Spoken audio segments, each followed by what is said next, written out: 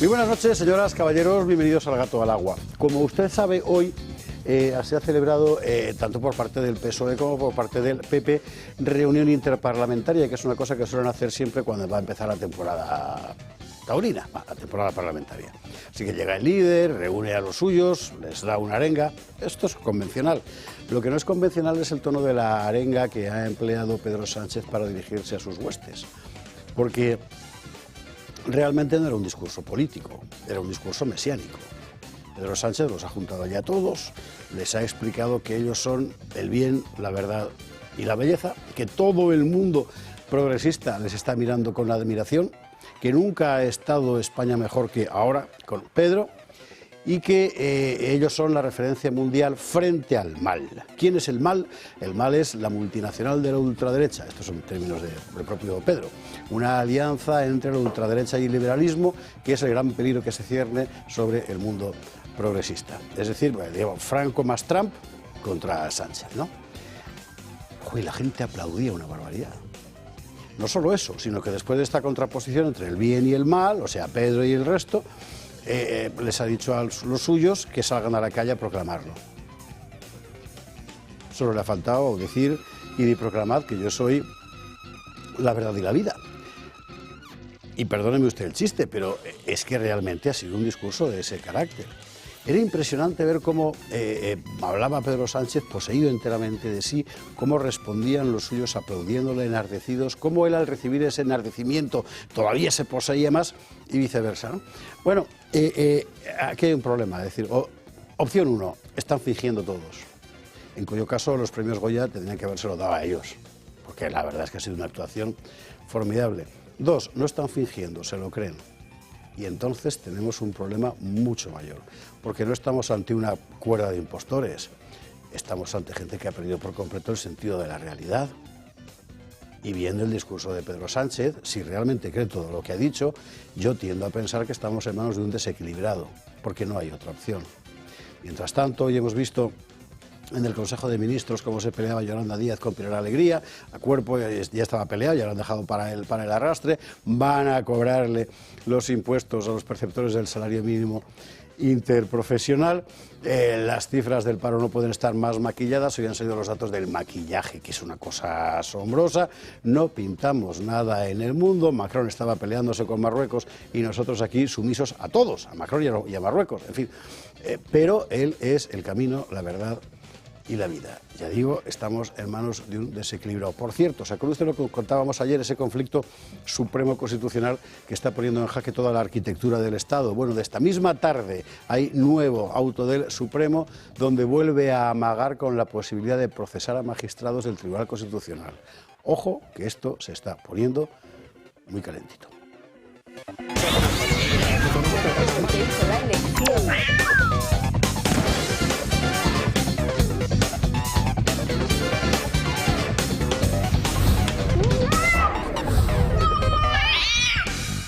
21:48, 20:48 en las Islas Canarias y nosotros vamos a empezar a destripar salvajemente la actualidad. Titulares. A ver, el delirio de Sánchez, vamos a dedicarle, porque esto es que no tiene realmente una lectura política, es una lectura psicológica. Este id y evangelizad en mi nombre que ha soltado Pedro Sánchez a los suyos, que arrobados contestaban sí iremos, hasta que algún Pedro que no sea Sánchez le niegue 3 veces, esto es para mirarlo. Pues yo es que nunca he visto una cosa igual y mire usted que estoy mayor, ¿eh? En fin, lo veremos. Hablaremos del asunto del salario mínimo, donde efectivamente Hacienda se va a comer una parte no desdeñable de la subida del salario mínimo. Si cobra usted el salario mínimo y está soltero y sin hijos, vaya dándose por jorobado, que diría Miguel Durán. Y en el Consejo de Ministros, en la rueda de prensa, una exhibición de desencuentros entre Yolanda Díaz y Pilar Alegría, que es para enmarcarla, ¿eh? Bueno, lo contaremos. Atentos a esta historia que ha pasado desapercibida, pero nosotros no queremos que pase desapercibida, porque la Fiscalía en Canarias ha reconocido, o de hecho ha denunciado a la Cruz Roja por ello, que muchos menas son mayores, que están registrando deliberadamente como menas a mayores de edad en Canarias. Esto lo ha dicho la Fiscalía, no el fiscal general del Estado, la Fiscalía, de oficio, actuando. ¿Y qué va a pasar? Pues es impresionante, pero lo que pasa es que no lo va a contar nadie.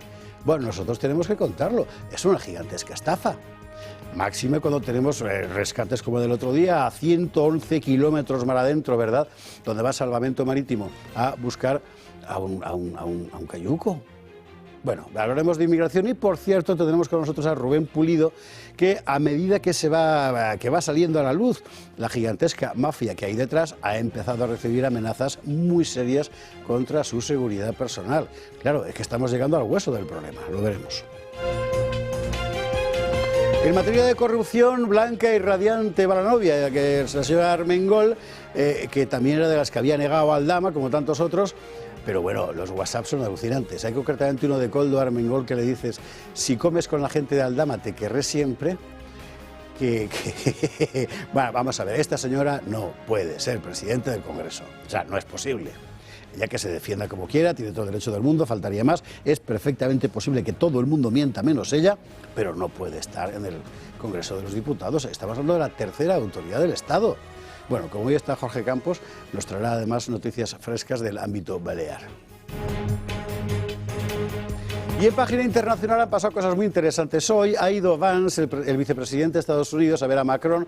Macron no le ha recibido en la puerta. Ojo al asunto, es gordo. De hecho, Vance le ha contestado eludiendo la foto final, se ha marchado antes de tiempo. Ahí hay querella, y hay querella por muchos motivos. Uno es la inteligencia artificial y el otro es Marruecos. En este mismo momento, Francia está negociando a cara de perro con Marruecos por lo mismo que España debería negociar, que es fundamentalmente la cuestión del campo. Cómo está invadiéndose Francia de productos agrícolas marroquíes. Y claro, el agricultor francés lógicamente protesta. Francia, al parecer, quiere negociar, insisto, a cara de perro con Marruecos. En el caso de España, el perro somos nosotros, ¿sabe usted? En fin, lo veremos también. Lo veremos con nuestros contertulios de esta noche. Don Jorge Campos, ¿cómo estás? Encantado de estar aquí. Sí, señor. Además vuelven las viejas costumbres que nunca debimos perder al gato al agua cuando aparece Jorge Campos, ya sea ensaimada, ya sea cocas de patata de Valdemosa, ya sea una sobrasada maravillosa. Con un abrazo muy fuerte a los amigos de Somibot, a los que no olvidamos, y ahora a los de Rancho Grande. Sí, porque tengo que contarte esta sobrasada que además está... de pork negre, como Dios manda. Efectivamente, que espero que además esto, supongo que no acabará en Marruecos, ¿no? Por lo del cerdo y la sobrasada. Pero bueno, sí. todo es posible, ¿eh? Esta sobrasada está cultivada está con unas ganaderías preciosas que hay en el Rancho Grande, en la zona norte de la isla de Mallorca, que además es colindante con el mar, y allí producen, pues bueno, hay unas piaras ahí de cerdos negros de la raza autóctona de Mallorca, de donde salen estas sobrasadas maravillosas, que se pueden comprar únicamente en el Bistro Gourmet de la Plaza de la Constitución de Alcudia, que está justo al lado del Rancho Grande, en la misma bahía de Alcudia. Sí, en Bistro Gourmet de la Plaza de la Constitución de Alcudia. Unas sobrasadas espectaculares. Y como además son televidentes, son entusiastas del gato al agua, pues nos vamos a disfrutar doblemente entonces la sobrasada esta noche, y en cuanto tengamos una pausa vamos a empezar a untarla adecuadamente en los panecillos que Sara Hernández, nuestra productora, nos ha puesto en la mesa, siempre pensando en nuestros disfrutaremos, sí, sí. Y bien. Permíteme además que salude, porque como tenemos, fans por toda España, al señor Paco Costa, que desde Valencia, cuando estuve ahora hace poco... ¿De Paiporta? Sí, pero este señor estaba en Valencia capital, y es además sigue el gato al agua siempre, y le mando un saludo. Sí, igual porque que... me importa es que hay un Paco Costa que entró cuando los... Pepe, perdóname, es verdad, te enseño, estoy equivocado. Claro, este es un señor encantador que nos encontramos por la calle, y la verdad es que seguidores del gato al agua, y de aquí le mando un saludo, igual que al señor de Mallorca, el señor Valldeperas. Dije, no se olvide de mi apellido. Digo, no me lo olvidaré, porque no conocía ningún Valldeperas hasta ahora. Así que desde aquí el saludo y el agradecimiento para que nos sigan. Pues un abrazo muy fuerte tanto para el señor Costa como para el señor Valldeperas. Y para los amigos de Rancho Grande, la Plaza de la Constitución de Alcudia. Plaza de la Constitución de Alcudia, Bistro Gourmet. Date cuenta. Jorge, bienvenido, buenas noches. Muchas gracias. Ya adecuadamente salivado don Miguel Durán, después de... ¿Qué tal? Muy buenas noches. Pues si lo llego a saber, Jorge, hubiera traído un buen vino de pitarra de mi pueblo. Míralo, sí, siempre estamos con lo mismo. Es Ahí un sí vino- lo hubiera sabido, ahí tenía que... Combina bien, Miguel, combina bien. Hombre, es un vino gordo, un vino recio, como son los vinos de pitarra, ¿no? Pero bueno, no lo sabía, así que de todas formas ya se echa de menos de vez en cuando una copita de ¿verdad? algún vino por aquí. O es que la censura no lo puede permitir, como decía Serrat en su canción. Pues yo no sé exactamente dónde está el problema, pero yo no paro de pedir. Pero Y vamos, seguiré pidiendo. yo con lo que me he quedado empatado ya es con el aborregamiento de los culiparlantes del Congreso y del Senado que comparecen allí ante los líderes. ¿Cuánto se echa de menos que ya que se hace una cosa así, ¿por qué no se atreven? Y no lo digo solo en cabeza de Pedro Sánchez, también para el señor Núñez Feijóo. Caray, si hacen ese tipo de reuniones, que son solo ad majorem gloriam suam, Sí. ¿por qué no las reconvierten y hacen una especie de asamblea donde la gente pueda preguntar con... Es una tontería, estoy diciendo una tontería. Tú quieres ver a María Jesús Montero con pompones y un kimono como el que se puso en lo de los Goya. Sí, no, pues yo sí, también, pero no. ¿quién que quieras puede saber. aspirar a que a los líderes en este país se les obligue a abrirse un poco a lo que son las reflexiones y los debates internos? No sé, me parece a mí que cuando las ranas críen pelo o cuando los pájaros mamen, Sí. entonces lo tendremos. Miguel, bienvenido, buenas noches. Y después del exordio de Durán, doña Gabriela Camuñas, ¿cómo estás? ¿Qué tal? Muy bien, fenomenal. Encantada de estar aquí otra vez. Y bueno, en relación con Sánchez, yo creo que aunque no tengamos vino, yo lo leo en clave positiva, porque creo que Sánchez ya está vacío de ideas, ¿no? Ya no sabe qué decir, está en plan Quijote contra un enemigo que pues yo creo que se ha inventado. Aunque o sea, la historia nos enseña que aunque esté tocado de muerte, este hombre resucita con su manual de la resistencia. Entonces, toda oposición tiene que ser frontal y nadie le puede dar ni un soplo de aire, vamos, ni de lejos, al enemigo ni agua, ¿no? Y de eso hablaremos seguramente, porque hoy también había intercambio de, ¿cómo decir?, observaciones entre el PP y Vox al respecto, ¿no? Pero bueno, oiga, es lo que hay lo que hay. Gabriela, bienvenida, buenas noches. Gracias. Nosotros, antes de irnos a la publicidad, hemos de pasar por un sitio muy grato, porque hemos pasado varias veces ya, y ellos por aquí, y que ustedes nos preguntan. La Clínica Santo Domingo de Ana Baloy. Vino la propia Ana a hablarnos de los balones gástricos, vinieron el otro día los odontólogos a contarnos de los brackets invisibles y ese tipo de cosas, y hoy, subiendo la apuesta, ¿usted sabe lo que es el lipoláser? Porque yo no tenía ni la menor idea, pero Ana ha salido, sí, muy buenas noches, ¿qué tal? ¿Qué tal? Buenas noches, encantada de estar aquí. ¿Qué es eso, el lipoláser? Pues te lo cuento, el lipoláser es un procedimiento que nos va a ayudar a eliminar la grasa localizada. Esa grasita que no se va ni con ejercicios ni con dieta, ¿Ya? en una sola sesión, de forma ambulatoria y con unos resultados increíbles. No hace falta especificar porque todo el mundo inmediatamente ha dicho, ah, sí, esa que yo tengo ahí. Hablamos de michelines, hablamos de papada, ese tipo de cosas, Exactamente, ¿no? abdomen, flancos, cara interna del brazo. Es mucho más elegante decir flanco que michelin, efectivamente. Sí, ¿dónde va a parar? ¿Qué ventaja tiene respecto a otros procedimientos? A ver, tiene muchísimas Pero ventajas. aún incluso más. Físicamente, ¿cómo es? ¿Es un rayo que te apunta en el...? Es un láser, es tecnología láser, que a través de una fibra que se introduce por una incisión mínima en la piel, va transformando esa energía y destruyendo la célula grasa. Esa celulita, esa adiposidad, que normalmente la tenemos de manera sólida, literalmente se derrite, licúa, convirtiéndose en aceite, y luego la podemos eliminar por vía linfática. Sí. No es sí, magia, entonces el no es cuerpo la magia. reabsorbe. El cuerpo la reabsorbe. Es decir, no hay una, ¿cómo decir? No es una cirugía, no te sacan el trozo de Michelin. Una de las grandes ventajas que tiene, que es un procedimiento ambulatorio, que no necesita quirófano, no es una operación. Déjala Franco en paz, hombre. Bueno, Mira, que para el veranito los podemos tratar. Miguel Durán no lo está viendo, pero... He hecho un chiste malo. Miguel, acabamos de ver en este momento la parte baja del abdomen. Ahí se ve perfectamente. Y cómo entra efectivamente una incisión que sí, es una cosa como el tatuaje. En fin, es una cánula que se introduce en el tejido adiposo y por esa misma energía va disolviendo la grasa y Sí. luego se elimina por vía linfática. Madre Exactamente, es un procedimiento mínimamente invasivo, se realiza bajo anestesia local. Ajá. Una de las grandes ventajas es esa, que no necesita anestesia general ni entrar a un quirófano. La recuperación es muy rápida, prácticamente de inmediato podemos volver a nuestras actividades normales. Sí es fundamental luego del procedimiento llevar una faja de contención, eso sí que lo tenemos que planificar. Pues sí, te iba a preguntar sobre el después precisamente, Sí, porque claro, tú quitas sí, de ahí sí, lo que sí, sobra, sí. pero ahí queda un hueco. Lo primero, me imagino que la duración depende también de la cantidad que haya que La duración del intubar, procedimiento, sí, depende de la zona a tratar.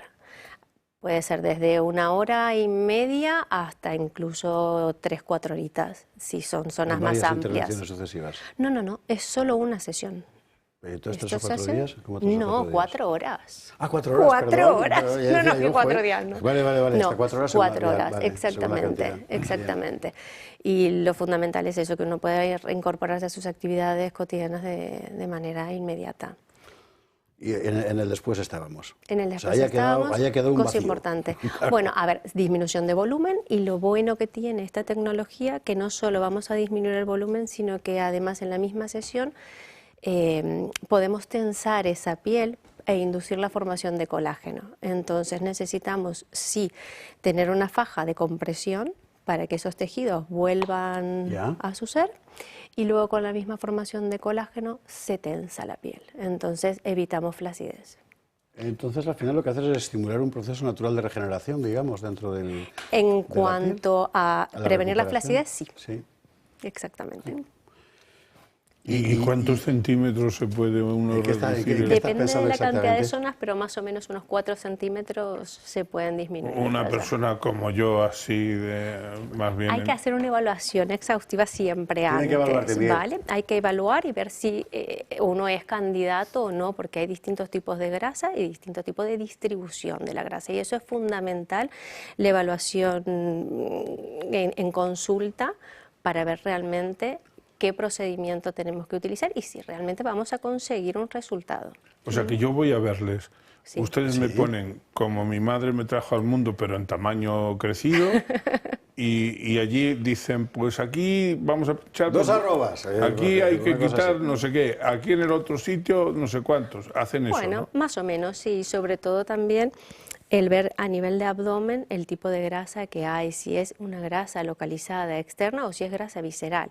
Si estamos hablando de grasa visceral, que es la grasita que está alrededor de los órganos, esa grasa no la podemos tocar, esa grasa no es... hecho, no la puede tocar nadie, esa claro, grasa. no, pero es que Claro, esa forma grasa es parte una de grasa que esa- responde a la dieta, es Claro. una grasa que no se debe hacer ningún tipo de procedimiento local, porque no es una grasa con la que vamos a conseguir un resultado. Oye, Sí o vosotros sí, fundamentalmente sois una clínica, es decir, que estamos hablando de procedimientos médicos, no estamos hablando de un remiendo estético. Me imagino que eso incluye evaluación previa del paciente, como en el caso de Miguel, que harían falta varias consecutivas. Claro. Y también una evaluación de lo que se puede A ver, hacer y que lo ha que dicho no, ¿no? una totalmente, sesión, ¿eh? y A totalmente. ti en una. Sí, A hombre, mí me claro. arreglan A en ti, una Juncal y sesión. Garrido. Si es cambiarte de sitio las cosas, ya está. Bueno, que empiecen por los ojos, a ver qué hacemos. Bueno, eso también. Escucha, entonces, Pero sí. una evaluación previa, tienes que ir allí, es un examen, es un... A ver, siempre valoramos en consulta, primero las expectativas del paciente y los resultados que podemos obtener y las zonas a tratar. Es fundamental en todos los procedimientos la seguridad, obviamente, entonces el saber que no tenga patologías asociadas o no, y otras condiciones que nos pueda Claro. implicar ¿Y el seguimiento posterior? El seguimiento también es muy importante, pero se hace un seguimiento a la semana, al mes y a los 3 meses. ¿Y eso vuelve a salir? ¿Qué es lo que está pasando, Miguel? No, a ver, con el láser lo que se hace es la destrucción del tejido adiposo. Entonces, esa célula está destruida, el adipocito está destruido, no se regenera. Es verdad que obviamente no vamos a quitar toda la grasa, entonces las células colindantes se van a volver a llenar de grasita si es que no mantenemos hábitos de vida saludable como es el ejercicio y la dieta. Una dieta razonable. en fin, Exactamente. Pero para estas zonas que son rebeldes es fundamental. Y el coste dependerá de la sesión. De la zona. De las horas, ¿no? Exactamente. O sea, que 2.000 euros la hora, pues si son 3, 6.000. Pues ya te pasas por consulta, hacemos el presupuesto Es que y lo tu caso vemos. es singular, Miguel. Claro. Bueno, pero eso, la ceguera no es un impedimento, ¿no? Para nada. Vale, vale. Para No, nada, hay para una nada. ventaja porque no ves cómo te meten mano. Ahí estamos, efectivamente.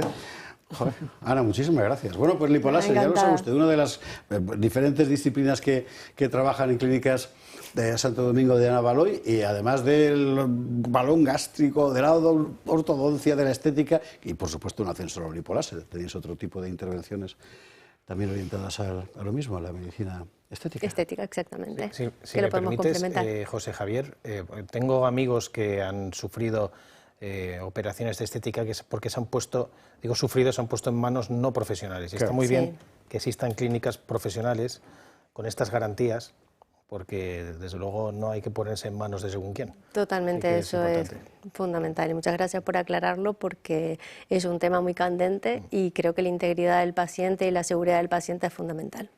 Muchas Ana, gracias. muchísimas gracias. Muchísimas gracias a ti. Ya ve usted, lo más fácil, ¿eh? O sea, llame por teléfono y pregunte. Y ya está. Por Ana Baloy, por Andrea, para los dientes, por Ana Salido, para la estética, por que quiera, y en la web, ¿no?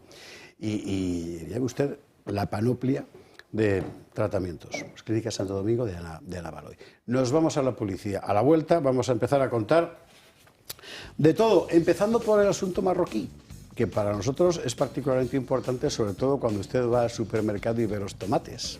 Que no quiere que yo se lo cuente, pues se lo tengo que contar. Venga, publi y a la vuelta nos vemos. 22, 11, 21, 11 en Canarias. Vamos a empezar por el capítulo internacional, que en realidad nos afecta muchísimo, enormemente. Vamos por partes. Por un lado, usted sabe que en España tenemos un problema objetivo con Marruecos, sobre todo en el sector primario. Es decir, así en la agricultura como en la pesca, nuestros agricultores se quejan de que está invadiéndose España con productos marroquíes a los que no se exige el nivel de calidad, etcétera, que a los españoles. Al mismo tiempo, en materia pesquera, denuncian que la Unión Europea está haciendo concesiones a los pescadores marroquíes y argelinos también, por cierto, en perjuicio de los españoles. Bueno, pues esto que nos pasa a nosotros les pasa también a los franceses. Aquí tendemos a ver las cosas siempre desde un punto de vista, digamos, onfálico, ¿verdad?, que diría un cursi, pero le pasa también a ellos. ¿Qué es lo lógico? Pues que los gobiernos peleen. Lo que hace España no es lógico. Lo que hace Francia sí. Y ahora mismo estamos en un momento muy delicado, porque los marroquíes están muy enfadados con el gobierno francés y viceversa por este asunto. Vemos el breve resumen que nos presenta Yago Soler y ahora empalmamos con otras cosas. Agrupación Nacional, el partido de Marine Le Pen es conocido por sus propuestas antimigratorias y contra el Islam, aunque en los últimos tiempos su partido defendió la soberanía de Marruecos sobre el Sáhara Occidental, algo que le ha servido para que su formación y Rabat estrechen lazos. El partido de Le Pen ostenta ahora la presidencia del Comité de Amistad Franco-Marroquí, pero las buenas relaciones se pueden congelar por la cuestión agrícola. En unos meses entra en vigor la anulación de los acuerdos de agricultura y pesca entre Marruecos y los 27 tras el varapalo del Tribunal de Justicia de la Unión Europea por no contar con el pueblo saharaui. Y en el Reino Alauita ven esto con cierto temor, ya que Agrupación Nacional peleará para defender el producto francés frente al marroquí. Mientras tanto, al otro lado de los Pirineos, Marruecos se adelanta por el momento a España como principal exportador de tomates a la Unión Europea. En la última década, la producción de tomate fresco español ha caído un 30%. Los agricultores denuncian una competencia desleal de Marruecos, entre otras cosas, por usar fertilizantes y pesticidas no permitidos en territorio comunitario. La posición diplomática de España frente a Marruecos en estos últimos años no ha pasado desapercibida. Ayudas al Ministerio del Interior marroquí, la suma de Marruecos a la candidatura del Mundial entre España y Portugal, vacaciones del presidente Pedro Sánchez en el país vecino o la celebración en Rabat de la Internacional Socialista de la que es líder el secretario general del PSOE. Todo esto tras la infección hace 3 años de los móviles de Sánchez y los ministros de Interior, Agricultura y Defensa con el software espía Pegasus, de fabricación israelí. Este asunto es muy interesante porque es muy opaco. O sea, nadie sabe realmente lo que está pasando. Ejemplo, pillan una trama de mordidas en el Parlamento Europeo, que al principio le echan la culpa a Qatar y luego descubren que es Marruecos. En cuanto se descubre que es Marruecos, ¿qué hace la justicia belga, la que tenía la jurisdicción sobre todo aquello? Decir que no es asunto suyo y que lo investigue la policía marroquí. Se puede imaginar en lo que acaba la investigación, en nada. Es decir, que aquí estamos moviéndonos en esa parte subterránea de la política que al final a nosotros nos cae luego en golpes, ¿no? Pues los tomates que te comes, las fresas contaminadas y todas esas cosas. Y verlas venir. Sí, no, esta es una de las múltiples facetas de lo que sufren los agricultores españoles. Por eso las protestas constantes y continuas. Evidentemente no se puede competir si países como Marruecos te invaden con su producto, un producto que venden mucho más barato porque no se les requiere todos esos filtros fitosanitarios que sí que tienen que cumplir nuestra agricultura. Claro, si se facilita la llegada de estos productos, los primeros perjudicados somos nosotros. Claro, en Francia se están dando cuenta. Bueno, pues a mí lo de Francia, pues miren, oiga, pues que defiendan lo que tenga que defender lo suyo. Lo que es increíble es que nuestro campo esté sufriendo lo que está sufriendo. Eso es algo que no se puede tolerar de ninguna de las maneras. Y esa es una de las vertientes de las políticas de la Unión Europea que tanto perjudican a nuestro sector primario. Bueno, y ganadero también. Y ganadero. Entonces, el otro día salía la cifra de pequeñas explotaciones agrarias que han cerrado en España. Fundamentalmente autónomos, ya sea único propietario o pequeña explotación. Y es alucinante. Claro. Es decir, los grandes, que son los que se pueden ir a producir fuera, sí, pero los pequeños están muertos. Claro. A mí lo que me sorprende, porque lo veo carente de toda lógica, es que a nuestros agricultores se les obligue a cubrir o a cumplir unos estándares concretos en materia fitosanitaria, a tener absolutamente proscritos determinados productos que podrían hacer que los productos crecieran más pronto, aunque con peor calidad, o mejor dicho, con más perjuicio para la salud de la gente, porque se supone que eso lo hacen por esa razón, ¿no? Y me sorprende que todo eso seamos capaces de aplicarlo de manera inmisericordia a nuestros conciudadanos y, sin embargo, luego permitamos que efectivamente ingresen en nuestro mercado, en el mercado interior único europeo, ingresen esos productos. No por nada, yo, como soy bastante liberal respecto de las cuestiones comerciales entre países, no soy nada partidario de aranceles, etcétera, a mí me parecería bien que pudieran circular los productos, la libre competencia, sabiendo que, por ejemplo, en Marruecos no tienen... Pero es que es una competencia dopada. Claro. Es evidente. Claro. Es evidente. Que es donde está el problema. Es evidente, pero Marruecos... Por eso decía, yo sé que desde el punto de vista económico son conceptos distintos, ¿no? Pero en los efectos reales sí.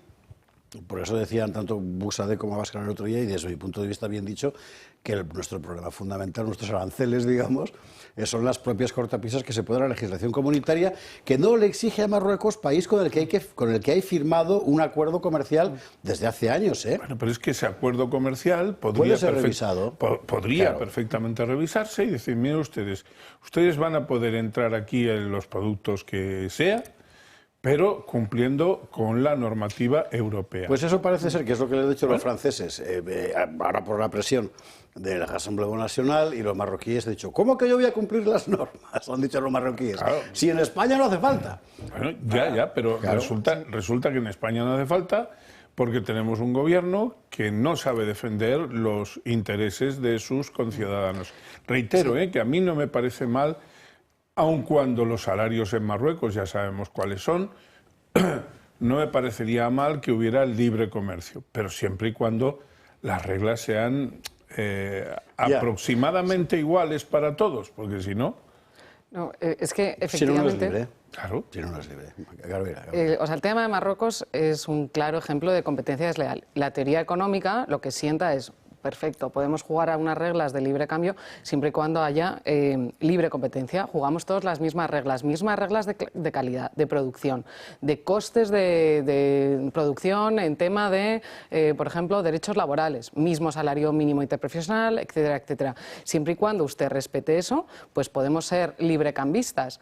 Este es un claro caso de competencia desleal en donde hay que proteger que no me invada ese producto que está jugando en mejores condiciones o mayores ventajas, porque al final el mercado es sensible al precio. Pero es que lo verdaderamente desleal ya no es Marruecos, es que es nuestro gobierno y Europa.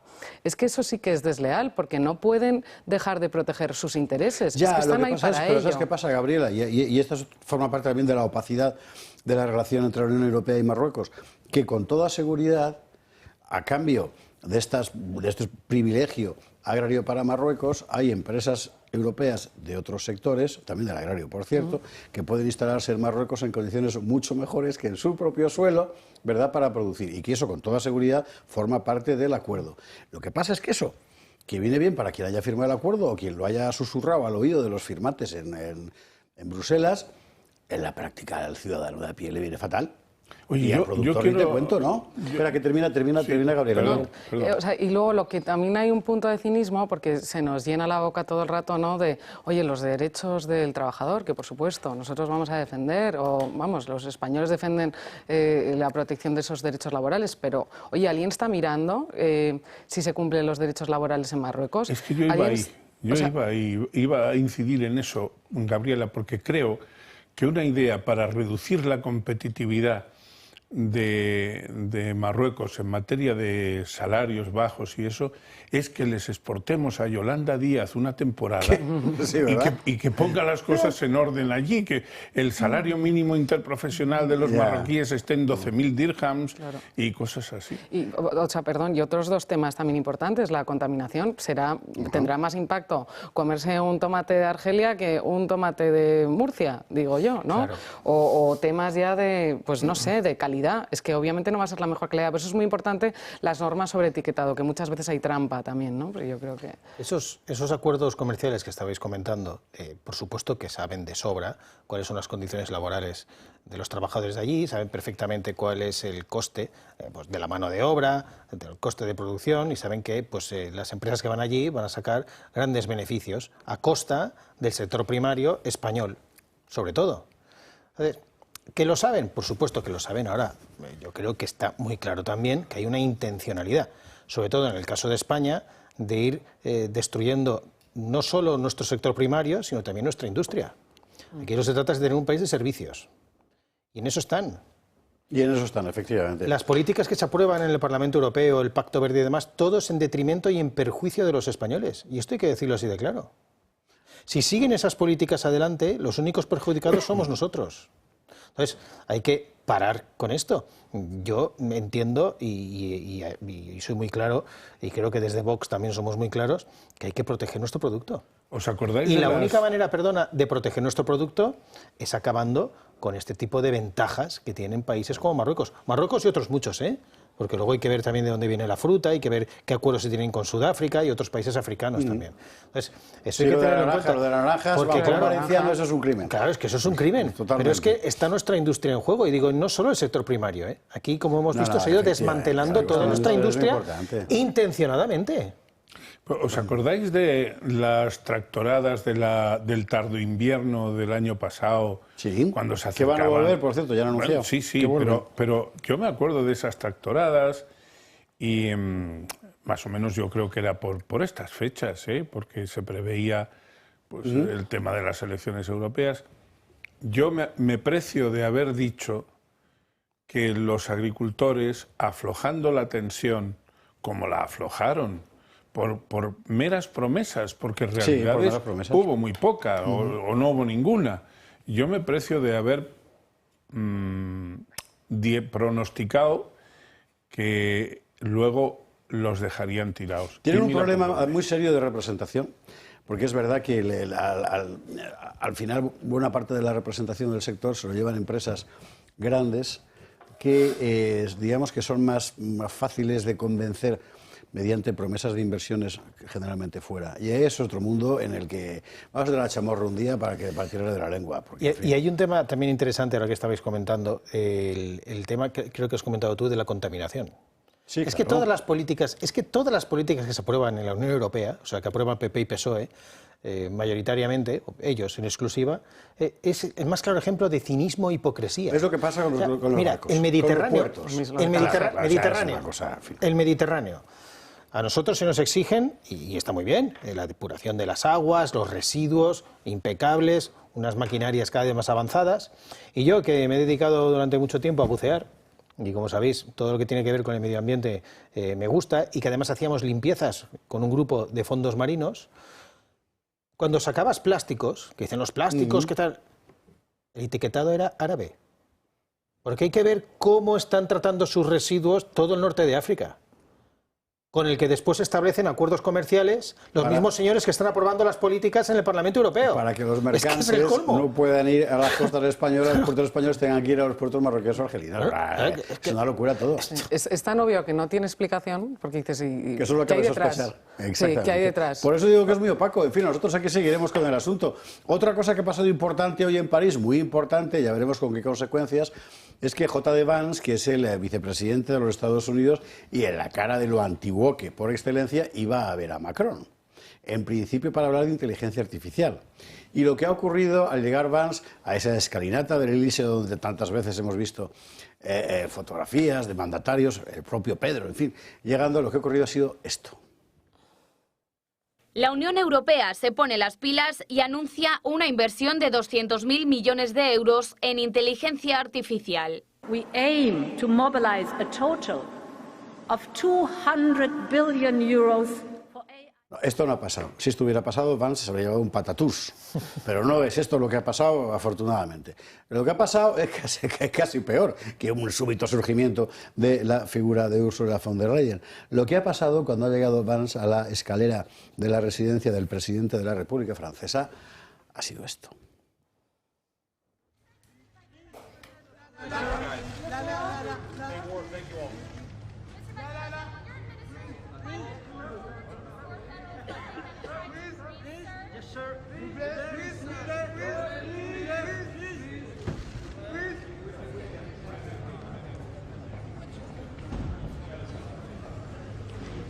¿Ah, sí?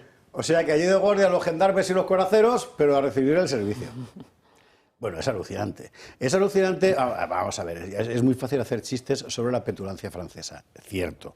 Pero esto no, yo no me imagino a De Gaulle o a Mitterrand haciendo una cosa así. O sea, que te llegue el vicepresidente de Estados Unidos y tú dentro, que pase ese señor si quiere. O sea, es una cosa de locura.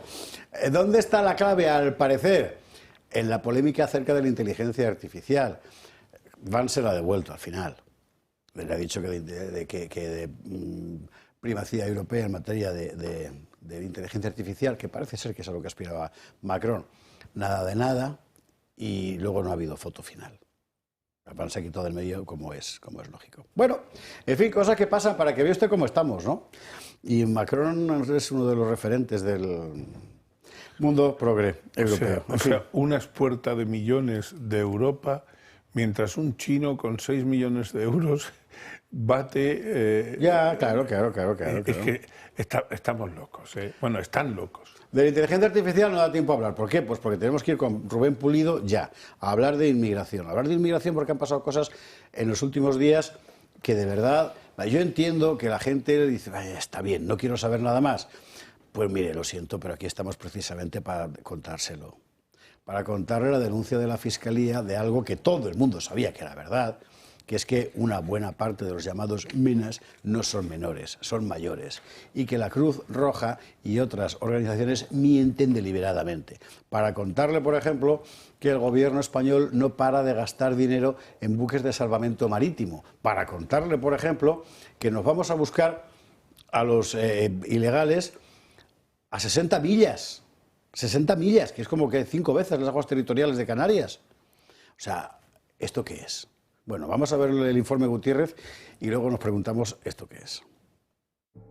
La inmigración ilegal masiva que azota a Europa y en especial a España no es un fenómeno irremediable. Se trata más bien de un plan político deliberado para atraer a cientos de miles de personas cada año. Un plan con el que muchos se hacen de oro de paso. Veamos el ejemplo de los rescates en el mar. Muchas ONG se dedican a patrullar las aguas en busca de embarcaciones de inmigrantes con el fin de que terminen su travesía en nuestras costas. Sin embargo, estas organizaciones ya no solo navegan por aguas nacionales cerca de la costa, sino que se desplazan a decenas o cientos de kilómetros para remolcar a los cayucos a territorio español. Este es el caso de Salvamento Marítimo, que el pasado 9 de febrero se desplazó 60 millas o 96,5 kilómetros al sur de la isla del Hierro para encontrarse con un cayuco en el que viajaban 60 inmigrantes ilegales. En 2023 asistieron a un total de 26.521 personas en el mar a bordo de 1.239 embarcaciones. La organización no lo hace por amor al arte, lo hace a cambio de enormes subvenciones que le otorga el gobierno. De hecho, el Consejo de Ministros anunció la semana pasada una nueva partida de 111 millones para financiar el Plan Nacional de Salvamento Marítimo 2025-2027. Un dinero que servirá para dotarles de más medios marítimos y aéreos con el que rescatar, entre comillas, a los inmigrantes irregulares. No se trata de una subvención puntual, es así en cada ejercicio. Entre subvenciones de explotación, de capital y de inversión, Salvamento Marítimo se embolsa todos los años alrededor de 200 millones de euros. La ONG emplea a 1.534 personas con un gasto de personal de 83.680.000 euros. El sueldo medio es entonces de 54.550 euros. El impulso a la inmigración ilegal con dinero público es más que evidente. Tratan de disfrazarlo, sin embargo, con ropajes de solidaridad. La izquierda afirma que la mayoría de los que vienen son mujeres y niños, pero la realidad es otra. En este apartado entra en escena la Cruz Roja, que ha sido reprendida por la Fiscalía por las irregularidades cometidas en la identificación de los inmigrantes llegados a Canarias. La ONG les identificaba como menores de edad, con el simple testimonio del inmigrante, sin llevar a cabo pruebas adicionales. Algo que interesa económicamente a Cruz Roja, que gestiona centros de menas y recibe subvenciones por cada uno de los acogidos. En 2023 recibió 514 millones de euros, de los cuales el 92% fue destinado a gastos de personal. Los falsos menas son la tónica habitual. La Fiscalía estudió el asunto y determinó que en el 55% de los casos entre 2018 y 2022, los menas eran en realidad mayores de edad. El plan migratorio funciona gracias al dinero del contribuyente. Y aquí hay una gigantesca hipocresía que es preciso denunciar. Recuerda usted cuando las elecciones europeas, mal que bien todos los gobiernos, ¿verdad?, y dijeron que esto había que pararlo, que tal, que cual, todo mentira. Y hemos visto en Francia, por ejemplo, abiertamente proponiendo al gobierno Macron y aledaños más inmigración, que es una locura todo. Y en España es una evidencia. El gobierno está favoreciendo la llegada masiva de ilegales, no tiene otro nombre. Cuando tú te vas 60 millas en barco a cogerlos, es que no tiene otro nombre. Cuando tú camuflas a los adultos como niños para poder meterlos en el país, no tiene otro nombre. El gobierno está haciendo eso. La pregunta es ¿por qué? Porque evidentemente para que nos paguen las pensiones no es. Claro. En fin, mientras tanto, a medida que va quedando al descubierto la gigantesca mafia que hay en torno a este asunto, uno empieza a llegar, digamos, a los órganos sensibles del tráfico. Y esos órganos sensibles son cualquier cosa menos organizaciones humanitarias. Son las mismas redes de tráfico que se dedicaban a la droga o a las armas, porque son los que tienen los medios. Y la gente que en su día, hace 4, 5, 6, 7 años, lo denunciaba, y que hace 4, 5, 6, 7 años decía, bueno, uno que denuncie y tal, ahora empieza a ser un verdadero enemigo para todos estos criminales. Y empieza a pasarlo mal. Por ejemplo, por nuestro amigo Rubén Pulido. Rubén, muy buenas noches. Muy buenas noches, José Javier. Oye, resúmenos, por favor, un poco para que el público lo sepa por lo que estás pasando. Bueno, pues esto es a raíz, ¿no?, de un post que he puesto esta semana porque el Ministerio del Interior sigue sin estimar que yo tenga protección, a pesar de las numerosas amenazas de muerte que ya pesan sobre mi persona. Esto comienza, como bien sabes, en el año 2020, en octubre de 2020, que incluso conecté contigo también por la noche, una semana después, porque había sufrido una agresión cerca de mi domicilio, en la que me golpearon con una barra de hierro, me dejaron semi-inconsciente, y a partir de ahí que esa agresión fue incluso advertida. Lo que pasa es que uno no cree nunca que esto vaya a ocurrir, porque el día antes de esa agresión recibo un SMS desde un móvil del Reino Unido en el cual se me dice que saben dónde vivo y que van a ir a por mí y que me van a matar. Y al día siguiente ocurre eso, ¿no? A partir de ahí, todas estas amenazas de muerte han sido reiterativas. Me llegan muchas a través de redes sociales, las cuales, pues, no suelo denunciar porque entonces estaría todos los días en comisaría, pero sí que hay muchas de estas amenazas de muerte que, como aquel día, me llegan por SMS y me siguen llegando, ¿no? Entonces, ante esta reiteración de amenazas, ante las numerosas denuncias que ya llevo acumuladas en la Policía Nacional, pues en su día solicité protección a la Secretaría de Estado de Seguridad y se me ha denegado esa protección. Y esa es la situación en la que estoy acudiendo a muchos lugares a hacer ponencias que están anunciadas, que se hace cartelería y demás, y yo cada día pues me siento más inseguro, pues por lo que me ha ocurrido, ¿no? Y porque hay agentes que me están ayudando en toda esta labor. Algunos agentes incluso fuera del servicio me están prestando seguridad, cambiando incluso turnos, y ya me están diciendo que debo de seguir denunciando esto públicamente porque preciso protección, porque no puedo ir por ahí solo. Claro. ¿Cómo se te puede echar una mano en eso? Porque la cosa es complicada. ¿Vas a tener que pagarte un guardia o qué? Pues habilité una dirección de correo electrónico en el post que he puesto esta semana para aquellos que voluntariamente me pudieran dar protección, como ya me dan, como he dicho, muchos agentes fuera de servicio, pues que me escribiesen, ¿no? Y sí que estoy recibiendo numerosos correos electrónicos, pues de miembros de las Fuerzas Armadas, de vigilantes de seguridad, de miembros de las fuerzas y cuerpos de seguridad del Estado, pues que se me están ofreciendo en diferentes puntos de España para brindarme protección si en algún momento lo preciso, ¿no? Y eso es a lo que tengo que recurrir ahora mismo. O recurro a eso o recurro a una seguridad privada pagada de mi bolsillo. Pero claro, lo que no puedo hacer es tentar más a la suerte, ¿no? Porque sí que voy viendo según qué amenazas y qué indicios de que estoy molestando claro a algunos, y cualquier día me puede ocurrir lo mismo que me ocurrió hace algo más de 4 años. Te pregunta Jorge Campos. Rubén, sí. Rubén, buenas noches. Muy buenas noches, Jorge. ¿Qué tal? Rubén, aparte tengo la inmensa suerte de que es amigo mío.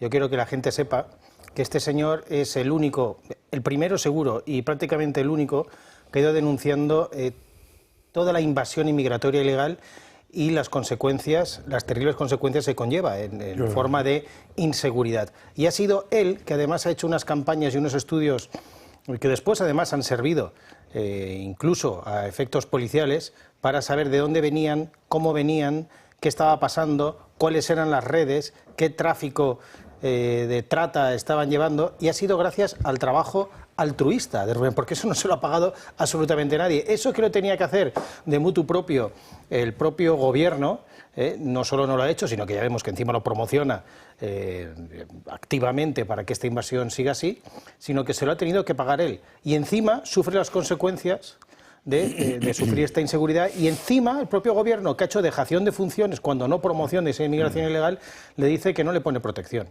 Con lo cual, bueno, desde aquí todo el apoyo del mundo. Rubén, sigue así y vamos a ver si hay suerte y desde luego se consigue esa protección que necesitas para que además puedas seguir denunciando lo que nadie denuncia, y que eso hay que decirlo. Enseguida pondremos la dirección de correo esta, efectivamente, pues te quiere echar una mano. Muchas gracias, Jorge. Va a hacer falta, claro. No sé si Miguel quiere preguntar algo, porque yo sí, pero Miguel Durán. Yo querría también, Rubén, preguntarte, si me permites el tuteo.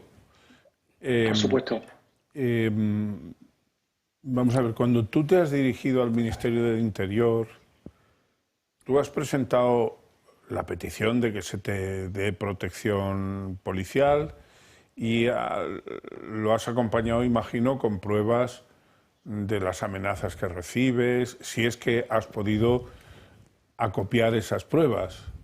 ¿Has presentado, qué tipo de pruebas has presentado? ¿Cómo has formulado la petición? Pues mira, se han presentado todas las denuncias que llevo acumuladas, que no son pocas. Ya digo, trato de no denunciar aquello que ocurre en redes sociales, ¿no? Porque ocurre detrás del anonimato y luego es muy complicado todo, ¿no? Todas las denuncias que he aportado, que no son pocas, son denuncias relativas a amenazas de muerte que me han llegado directamente a mi teléfono móvil, ¿no? SMS que no me han llegado poco. Este verano llega incluso a recibir hasta 3 SMS de estas características. Todo eso es lo que ha sido aportado en forma de denuncia a la Secretaría de Estado de Interior. También se han acompañado indicios de que he padecido seguimientos, es decir, justo cuando lamenté la agresión en el año 2020, a los meses posteriores tuve seguimientos, había gente que me seguía, esa gente fue fotografiada, eso lo puse en conocimiento de la Brigada de Información y toda esa documentación, porque la Brigada de Información me dieron copia de mi testimonio, toda esa información pues ha sido remitida a la Secretaría de Estado de Seguridad pidiéndole protección. Más allá de todo eso, también cuando he ido a sitios complejos, por ejemplo, hace poco estuve en Melilla para grabar reportajes, hacer diferentes intervenciones en medios de comunicación, he avisado a Delegación de Gobierno y le he puesto en conocimiento mi situación. Pues no he tenido ningún tipo de respuesta. Es más, cuando acudí a Melilla, tengo que dar gracias de que hubo agentes de la Policía Nacional que fuera de servicio pues se prestaron a acompañarme, porque el clima allí, la verdad, que era realmente complejo. Y todo eso es lo que he venido haciendo. Pero perdóname que insista, Rubén. Cuando tú presentas estas evidencias ante la autoridad policial, por ejemplo, sobre los SMS que recibes en tu teléfono móvil, ¿no ponen en funcionamiento las unidades especializadas en delitos informáticos? ¿Nadie intenta averiguar quién está detrás de esos teléfonos? Cuando tú presentas pruebas del seguimiento, ¿la policía no intenta saber, no intenta identificar a esas personas?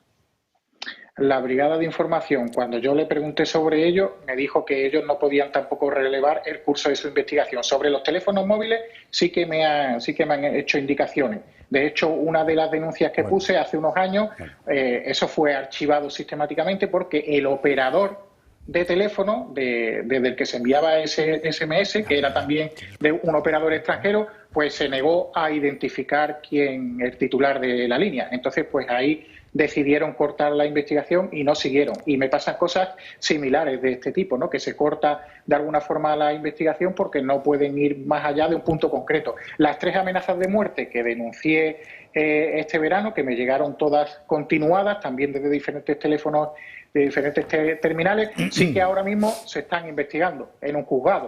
Lo que no sé es lo que ocurrirá en los próximos meses, dónde acabará esa investigación. En fin, si ya ponemos la dirección de correo, hay que recordar que todo esto le pasa a Rubén porque empezó a contar lo que ahora ya es una evidencia que sale en la mayoría de los medios. Es la propia Fiscalía la que denuncia a Cruz Roja porque inscribe como menas a mayores de edad. Esto es un dato muy importante. Es efectivamente Salvamento Marítimo el que se va 60 millas lejos a buscar a las pateras, no a auxiliarlos cuando naufragan. Es el Gobierno de España el que gasta incesantemente, que la cifra que son, 100 y pico millones al año en salvamento marítimo para poder dar mejor el servicio. Es el Gobierno de España quien difunde por España inmigrantes ilegales que jamás piensa en devolver. Todo eso es lo que empezó a levantar Rubén Pulido. Ahora ya es una evidencia. Y las consecuencias no las sufre el gobierno que lo hace, las sufre Rubén Pulido. En fin. Pero es que si tú salieras ahora a hacer una encuesta ahí a la calle, ahora no, porque está lloviendo y es mala hora, pero mañana haces una encuesta y preguntas, oiga, ¿Salvamento Marítimo qué es? Yo creo que la mayor parte de la gente te diría que es un organismo público, porque lo han introducido tanto en el imaginario popular. Ya. Yo pienso. No lo sé. Ahí estamos viendo la dirección de correo rubenpulido@proton.me. Gabriela. No, simplemente una aclaración. Salvamento Marítimo es una empresa pública. Sí. Creada por la... Es pública. Es pública. Depende del Ministerio de Transportes. O sea, así es. Es directamente. Luego hay otra serie de ONGs, Open Arms, Cruz Roja, que también están 100% financiadas por gobiernos nacionales o multinacionales, etcétera. En fin. Pero Salvamento Marítimo depende del Ministerio de Transportes. Pero Óscar Puente, nada más y nada menos. Pero si tiene esas subvenciones, no sería propio hablar de subvenciones, sería más bien... asignaciones presupuestarias. En el caso del Salvamento Marítimo, por supuesto. Lo otro no. Pero en fin. Bueno, te queda por lo menos, Rubén, la satisfacción de poder decir yo tenía razón, aunque el coste sea este. Sí, claro.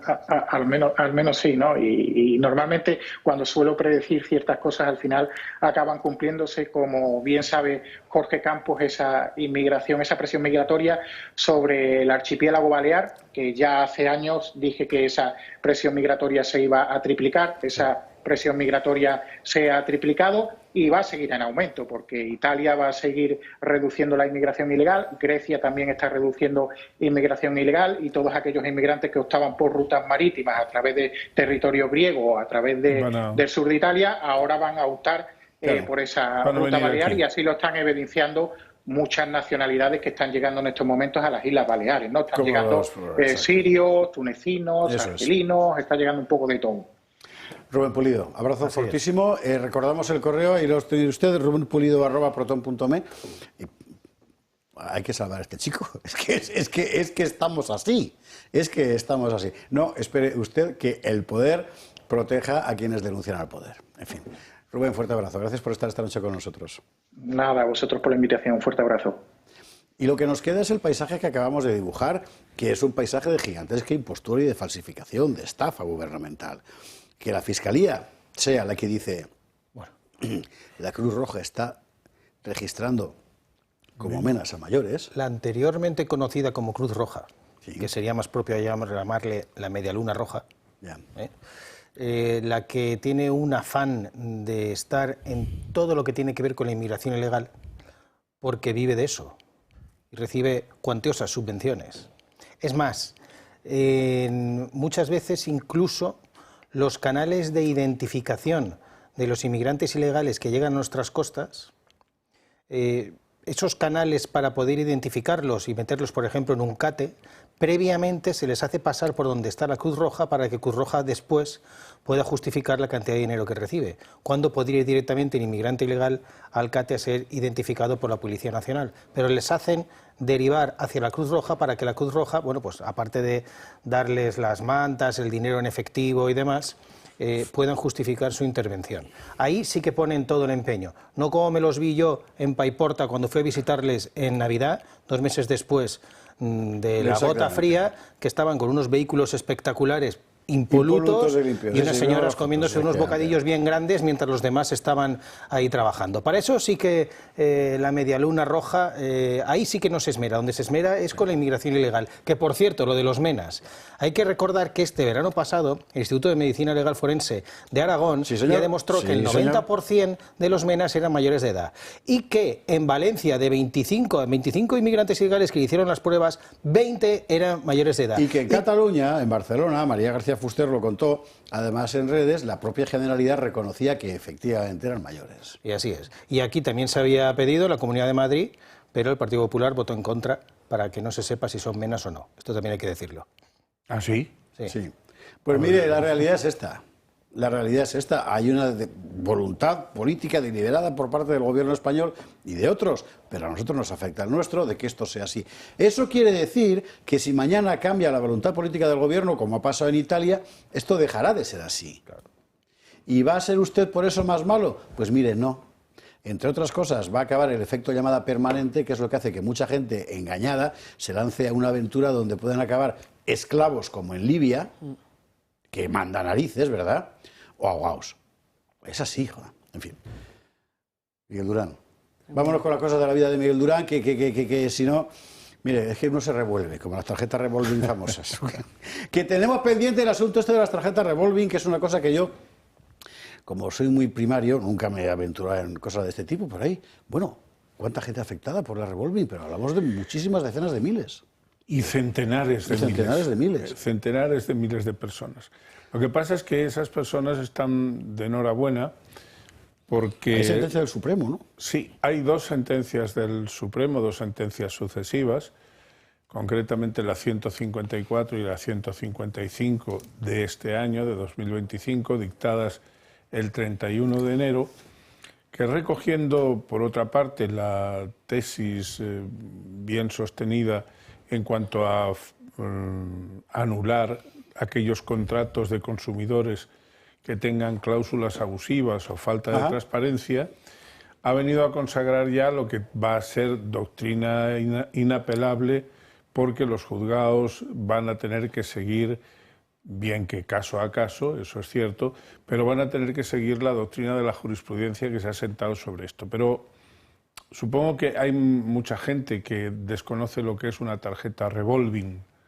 Bueno, pues es un producto financiero que la mayor parte, por no decir todas las empresas del sector, venden, comercializan masivamente a través de sus propios comerciales o a través de redes específicas, no solamente en las sucursales bancarias, sino básicamente online, es decir, a través de Internet, o bien en grandes superficies comerciales, en supermercados, en gasolineras, allá donde creen que pueden tener una fuerte incidencia. ¿Y qué son? Pues ese producto financiero es de muy fácil acceso, porque te lo meten por los ojos, te dicen es un crédito fácil, no hay que cumplir excesivas formalidades, te dan ese crédito y tú piensas que tienes una bicoca y vas consumiendo dinero de ese crédito. Imagínese que le dan pues un crédito de 3.000 euros. Usted va tirando de los 3.000 euros, pero al final de mes, en lugar de hacer lo que se haría con cualquier tarjeta de crédito, no le van a descontar lo que usted haya consumido. Le van a descontar bastante menos. Y lo que le descuenten sí que se lo van a aplicar a seguir nutriendo esa tarjeta revolving, esa tarjeta revolvente. Le van a aplicar a usted un interés usurario, es decir... ¿Y eso se puede protestar? Sí, que puede llegar al 27%, pero le van a hacer más cosas, le están haciendo una cosa que el tecnicismo se llama anatocismo, que es cobrar intereses sobre el interés. Anatocismo. Usted acaba pagando... Anatocismo, parece el nombre de un filósofo griego. No es eso. Pero usted puede acabar pagando tranquilamente pues el doble o el triple o el cuádruple de lo que le han dado. Porque usted va tirando de beta, no se da cuenta, y es ese tipo de producto. ¿Qué dice nuestro Tribunal Supremo? Pues que ante la falta de transparencia, la letra chica, la falta de información previa, los contratos prácticamente de adhesión, usted tiene todo el derecho del mundo a pedir que se revise esa situación y a que se le devuelvan los intereses indebidamente cobrados. ¿Y cómo reclamar? Pues con Durán y Durán. Bueno, ¿usted sabía lo del anatocismo? Sí, no, pero yo se lo explico al que me quiera escuchar. Si usted viene, nosotros se lo vamos a defender, no se preocupe porque no nos va a pagar nada hasta que usted recupere su dinero. Y nosotros le vamos a defender, y sí tengo que aconsejar que ya que la autoridad no pone mano en esto y sigue permitiendo que las entidades financieras hagan este tipo de latrocinio, yo sí que tengo que recomendarles que si conocen gente que tiene este tipo de producto, por favor, indíquenles que... Salte de ahí, Manuel. Salte rápidamente, vete a un sitio. Salte de ahí que te cae en un anatocismo. Que Gabriela Camuña sabía lo que era. Yo sí, claro. Claro, Gabriela lo sabe tan bien o mejor que yo. Pero en fin, que sepa usted que de revolving, acuérdese del revólver. El revólver era esa pistolita que dabas y tenía un tambor, ¿no? Y giraba. Lo sé que tenía todo eso. Pues eso. A la publi. Anatocismo. O sea, este programa es una cosa. Vale. Y a la vuelta vamos a hablar del catecismo, del de Pedro Sánchez, que se lo ha cantado hoy a sus fieles. Ha sido para no creérselo. Enseguida. Controlar los niveles de azúcar es fundamental para tener una buena salud. Lo sabes bien si eres diabético de tipo 2 o prediabético, o tienes que controlar tu nivel de glucosa en sangre varias veces al día por distintas razones médicas. Hasta ahora esta prueba se hacía con los glucómetros tradicionales, analizando una muestra de sangre extraída tras un pinchazo en el dedo y midiendo el nivel de glucosa con una tira reactiva. Un proceso sin duda doloroso y molesto.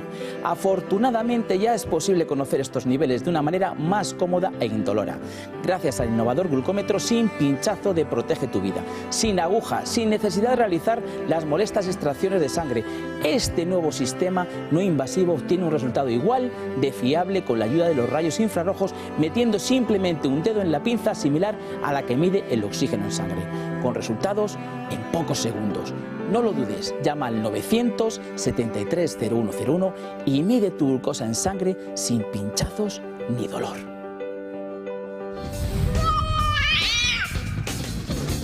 ...22:58, 21:58 en Canarias. Vamos con la epifanía de su santidad. Me perdonará usted la naturaleza de los chistes, pero es que, oiga, es que es muy ridículo. O me lo parece a mí, no sé, por el motivo que sea. Me interesa mucho la articulación del discurso. Por ejemplo, fase 1 y fase 2 juntas. Yo soy el bien, enfrente está el absoluto mal. Así.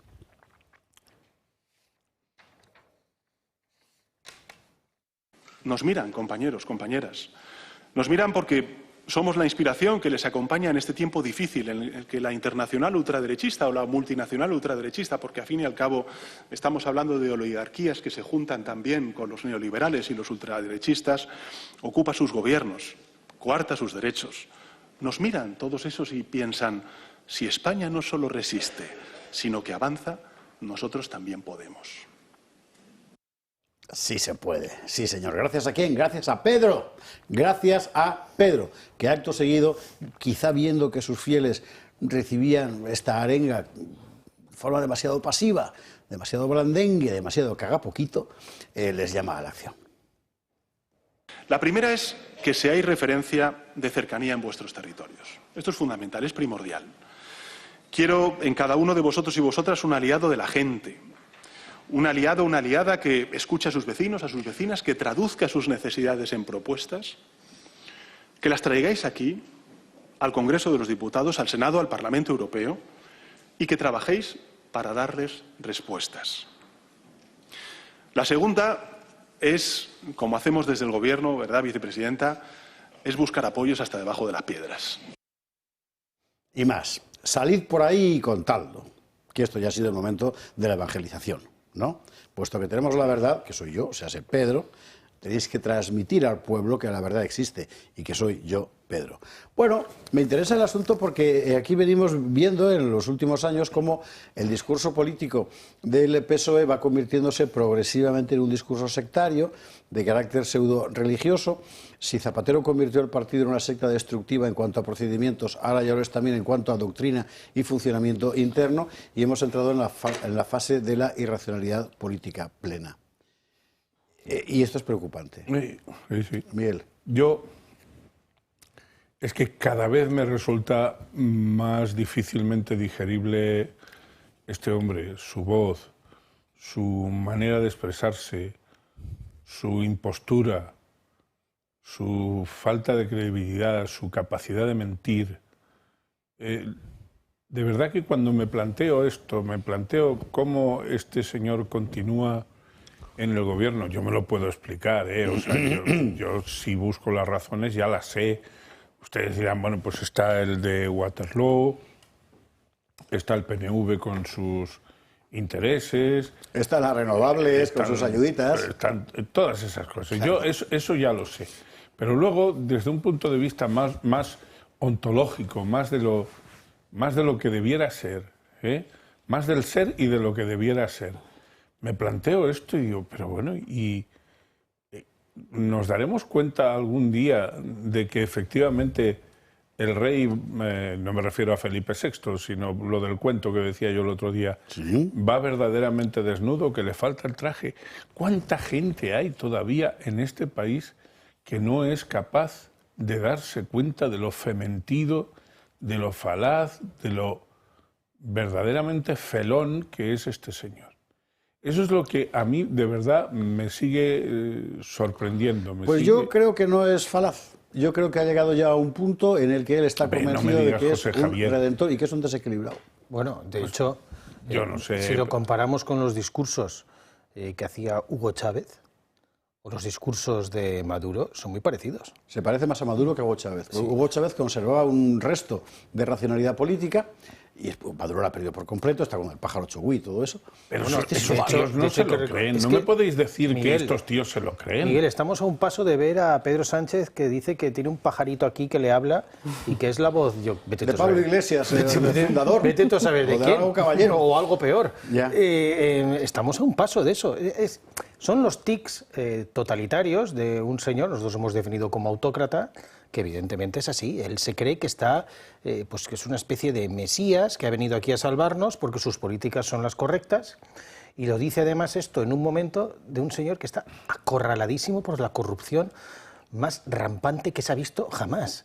Todo su núcleo familiar, implicados la mitad de su gobierno, la presidenta del Congreso, allí donde dice, buscamos los votos bajo las piedras. Digo, no, que son casos de corrupción debajo de todas las piedras. Y este señor, acorralado por la corrupción, tiene el rostro de salir ahí, sonreír y decir que somos un referente, que el mundo nos mira. Digo, el mundo nos mira con vergüenza. Bueno, sí, hoy hay uno de estos índices de democracias avanzadas, ¿verdad? Sí, que nos vuelve a colocar en un...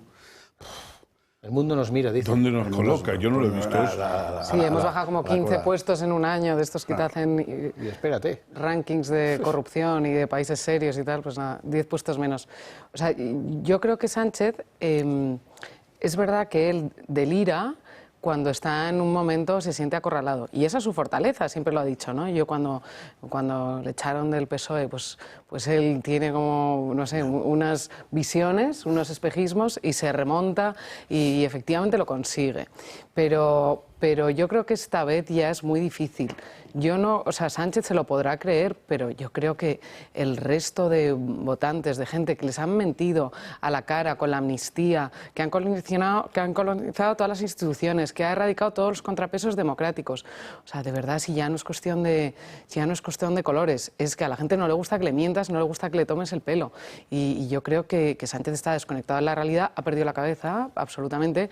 Tendrá su gente que le dirá que no, que oye, que sí, que es, sabes, que es el líder y es el emperador, pero yo creo que el emperador efectivamente está desnudo. Yo os confieso que de vez en cuando me acuerdo de Susana Díaz y no para bien.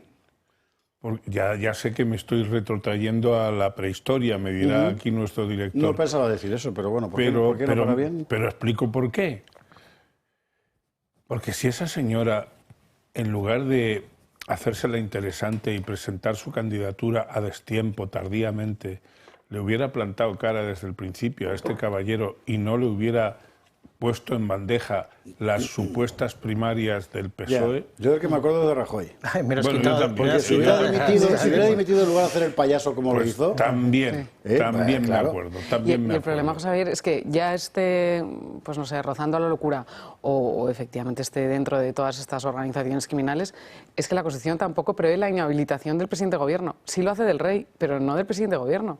Entonces, el otro día pensábamos, un grupo de abogados, pero podría darse que el presidente de gobierno estuviera en Alcalá Meco y el Consejo de Ministros estuviera en Alcalá Meco. Pues es posible.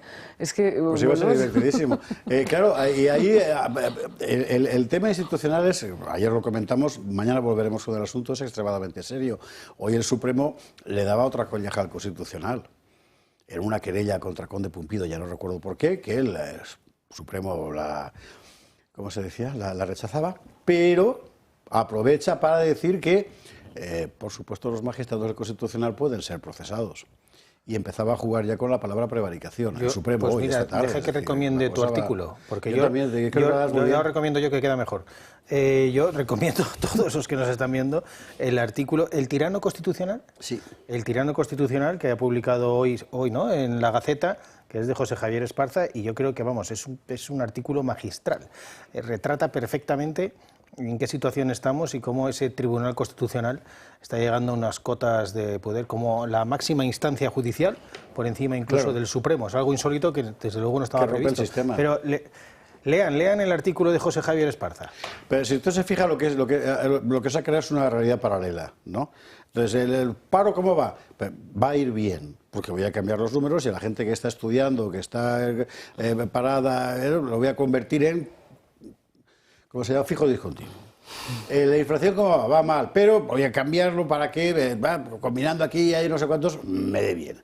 La opinión pública, ¿qué dice? Da igual, lo que diga el CIS. La información, da lo mismo, RTV y los demás bien untados. La justicia, ¿qué dice? Da igual porque tengo el Constitucional que me lo arregla todo. Y así todo, es decir, realmente es una realidad ficticia, pero él vive en esa burbuja y muchos de sus votantes también. Lo que yo no sé es hasta qué momento y por dónde se puede pinchar. Y hoy en el Consejo de Ministros hemos visto lo que a lo mejor es un primer bajido, que diría Sánchez Albornoz, de esa ruptura. En realidad un segundo. El primero fue a propósito del tema de la reducción de jornada entre Yolanda Díaz y el ministro Cuerpo, que es el ministro de Economía, Corpus Delicti. Bueno, como usted sabe, el ministro Cuerpo dijo lo que era una evidencia, que era una medida que no se podía tomar porque era una locura aplicarla con carácter universal, no sé qué, y Yolanda Díaz le llamó mala persona, y el otro día en el Consejo de Ministros, Pedro obligó a la mala persona a vivir su propia decapitación allí con Yolanda con la bandeja y la cabeza de Cuerpo. Hoy ha sido un poco más grave el asunto, porque al parecer Yolanda Díaz no sabía que Hacienda se salía con la suya y que se va a aplicar el impuesto, el hachazo fiscal, al salario mínimo interprofesional que esta mujer quiere vender como sea, seguramente porque hay elecciones pronto, o eso piensan ellos. Bueno, el espectáculo ha sido muy notable, vemos un breve resumen que nos hace Beatriz Dávila y ahora lo comentamos. El Partido Socialista se impone a Sumar.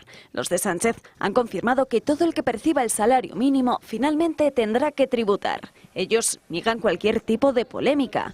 En absoluto, gracias. Pero dice Yolanda Díaz que la noticia le ha llegado por sorpresa. Por tanto, ni comunicación ni deliberación. Desde luego, si esta iniciativa llega al Congreso de los Diputados, va a contar con la anuencia de Sumar.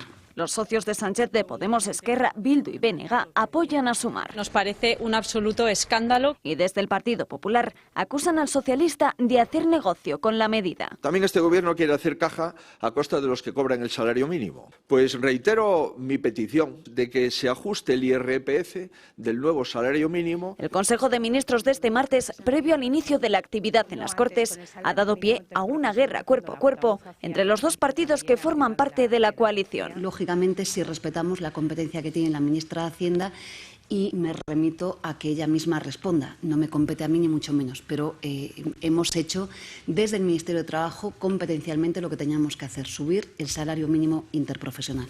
Que es, por otro lado, lo que hoy se aprueba.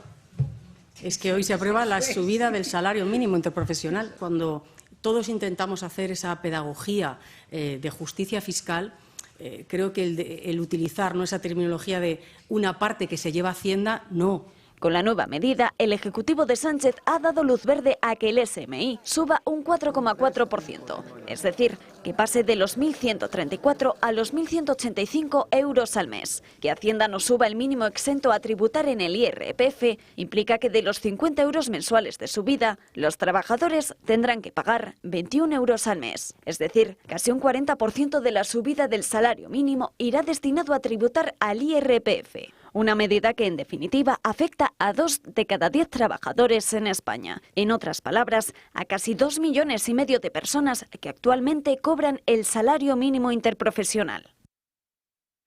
Ahora usted póngase en el lugar de un pequeño empresario con un taller mecánico y 4 o 3 chavales que tienen, desde ahora, jornada reducida, pero tienen que cobrar lo mismo, y una subida del salario mínimo que tiene que cubrir el...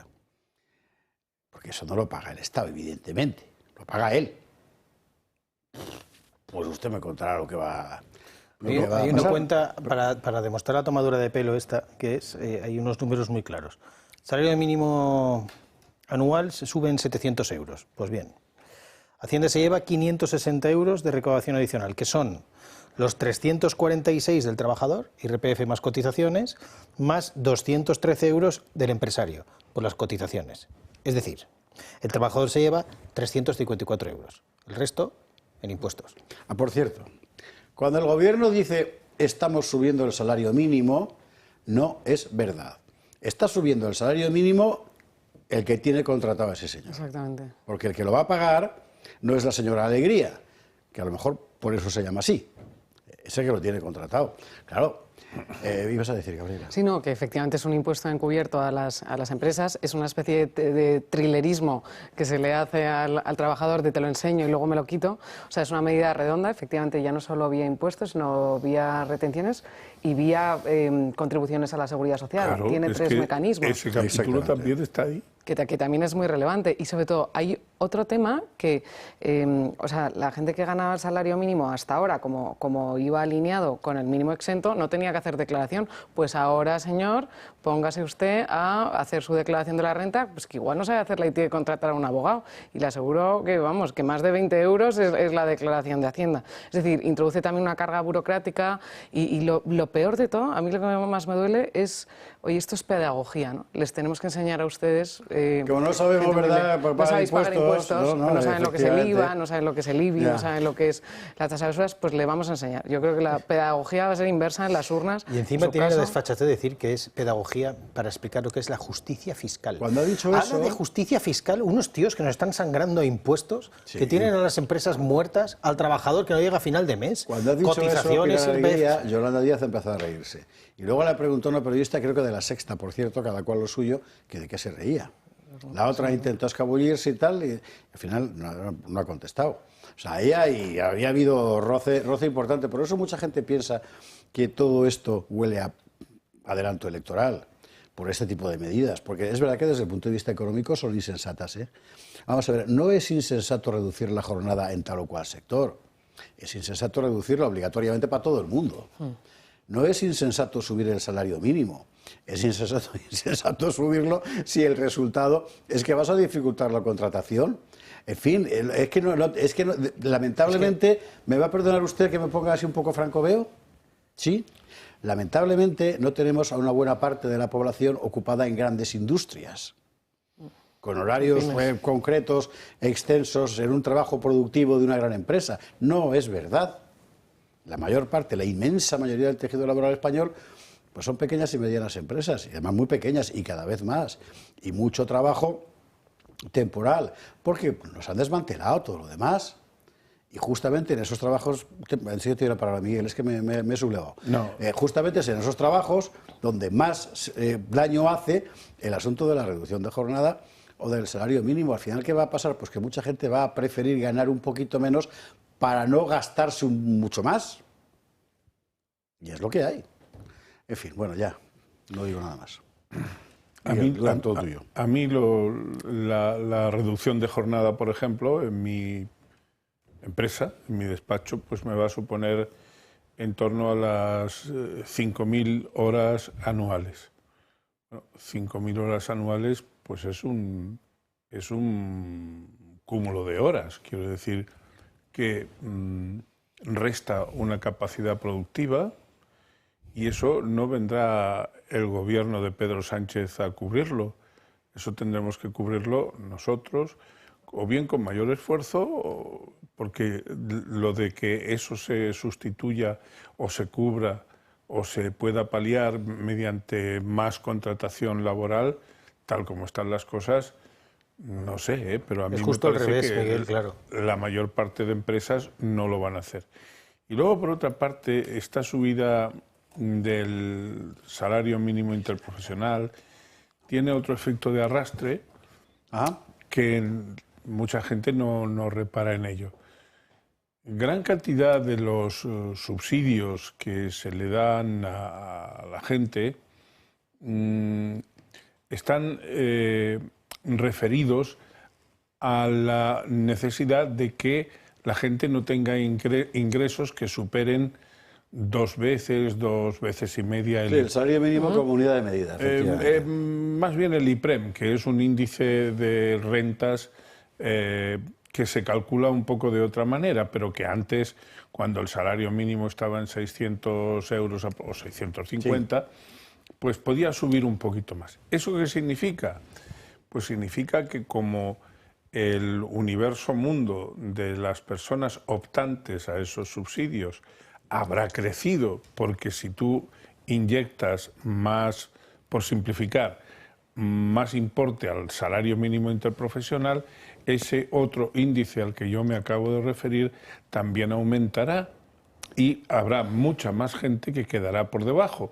Y si queda por debajo, pues tendrá derecho a solicitar los subsidios. Y entramos en un permanente círculo vicioso, porque para poder seguir pagando eso le falta sangrar todavía más a la gente. Y más deuda. Es que la gente repara poco, porque como ya nos hemos acostumbrado a eso, es como una enfermedad crónica, el endeudamiento del el otro día sacábamos el gráfico, es impresionante, ¿eh? O sea, el endeudamiento de la deuda pública española es una cosa impresionante, descomunal, pero es una injusticia generacional también formidable. Y la gente tampoco, porque los medios tampoco dan información sobre eso, pero periódicamente el gobierno está emitiendo papel, emitiendo deuda pública por 5.000, por 6.000, por 7.000 millones cada semana, y eso va engrosando esa cantidad. Claro, cada vez debemos más. Esa losa sobre usted y sobre mí y sobre todos es cada día más pesada. Vámonos a la publi. Jorge Campos, quería que estas son, lo que estáis comentando es las políticas socialistas, las que acaban con las clases medias, que son las que hacen fuertes a los países. Es imposible que un autónomo, que un pequeño empresario, que un trabajador, el autónomo y el pequeño empresario pueda dedicarse a su empresa, gane dinero y mueva la economía, y el trabajador pueda llegar a final de mes con estas medidas. Si a esto se le añade también los costes de producción y el precio de la cesta de la compra, pues estamos como estamos. ¿Y hay soluciones para eso? Claro que sí. Y además son conocidas. Y se han probado, y han hace muchos funcionado. años, y se han probado y han funcionado. Y funcionan siempre, ¿eh? ¿Qué pasa? Que privan al gobierno de una herramienta en sus manos. Así que ahí hay que plantear una alternativa a fondo, muy particularmente en la cuestión fiscal. Por cierto, hoy Vox ha propuesto una cosa muy interesante. ¿Se acuerda usted que estuvo aquí Ainhoa García Flores el otro día hablando de la política de familia y tal? Bueno, que consiste en bonificar las bajas por maternidad, bonificar la cotización de las bajas por maternidad en las empresas por parte del Estado. Lo cual está bien, porque eso sí que es emplear el dinero del Estado para hacer un gasto que va a revertir en más facilidad de contratación para las mujeres, menos inhibiciones por parte de los empresarios, etcétera, etcétera, etcétera. Es decir, tomas medidas de gasto que lo que provocan es una mayor circulación de dinero y, por tanto, más beneficio general. Bueno, estamos en lo inverso. Y facilitas la natalidad. Y facilitas, efectivamente, la famosa conciliación. Y el grave problema que tiene España, que es este invierno demográfico. Sí, señor. Por cierto, los datos del País Vasco son para no creérselo, ¿eh? O sea, si en Cataluña ya es una evidencia que 50 años de separatismo obligatorio ha construido una sociedad estéril, en el País Vasco ni le cuento. Porque entre la gente que se marchó con el tema del terrorismo y tal, que son 200.000 personas, más lo que ha quedado, es para no creérselo. Pero bueno, esto lo contaremos otro día, porque ahora hay que hablar del fiscal. Pero antes hay que hacer una pausa para la publicidad. Vámonos a la publi. A la vuelta, el tema del fiscal general, ¿cómo será para que dentro del propio Partido Socialista, cuando no les oye nadie, estén rajando de Álvaro García Ortiz? Bueno, enseguida lo vemos. Abrimos capítulo de corrupción para ver lo último. Hay que empezar por el fiscal general del Estado. Publicaba hoy un tuitero, Flor de Jan creo que era. Si eres una de esas novias que le pide al novio el WhatsApp y resulta que lo ha borrado 2 veces, y le pides la cuenta de correo y resulta que lo ha borrado también, es que te está poniendo los cuernos o eres el fiscal general del Estado. Esa es la otra opción. Pero lo del borrado, o sea, no hay mejor forma más clara de quedar en evidencia. Bueno, lo último que tenemos que es pues un popurrí peligroso, porque al final es que el fiscal se ha autoinculpado. Vea Dávila. Si yo hubiera querido ocultar datos, hubiera cambiado el 30 de julio, que es cuando se eleva la exposición razonada del Tribunal Superior de Justicia. o lo hubiera cambiado el 15 o 16 de octubre, dijo literalmente que es cuando el Tribunal Supremo acepta la exposición razonada. Álvaro García Ortiz declaró ante su defensa el 29 de enero tras la negativa de dar respuesta al juez, presentando 3 supuestos en los que habría borrado todo tipo de informaciones de su teléfono móvil. En una de las fechas, sin embargo, dejó caer incluso que se autoinculpaba por haber borrado información de especial relevancia durante una investigación judicial. En aquel momento, el jefe del Ministerio Público alegó que si borraba datos de su dispositivo era debido a un protocolo, uno que nadie ha corroborado porque no existe y mismo al que ha recurrido para justificar la eliminación de informaciones por la sensibilidad de su contenido. El Partido Popular pide que se le aparte. Es que tenemos un fiscal general del Estado que su práctica se parece mucho a la de un delincuente común. Tras conocerse que la UCO ya ha constatado que pudo haber borrado todas las informaciones casualmente el día en que el Supremo decidió imputarle y que anteriormente también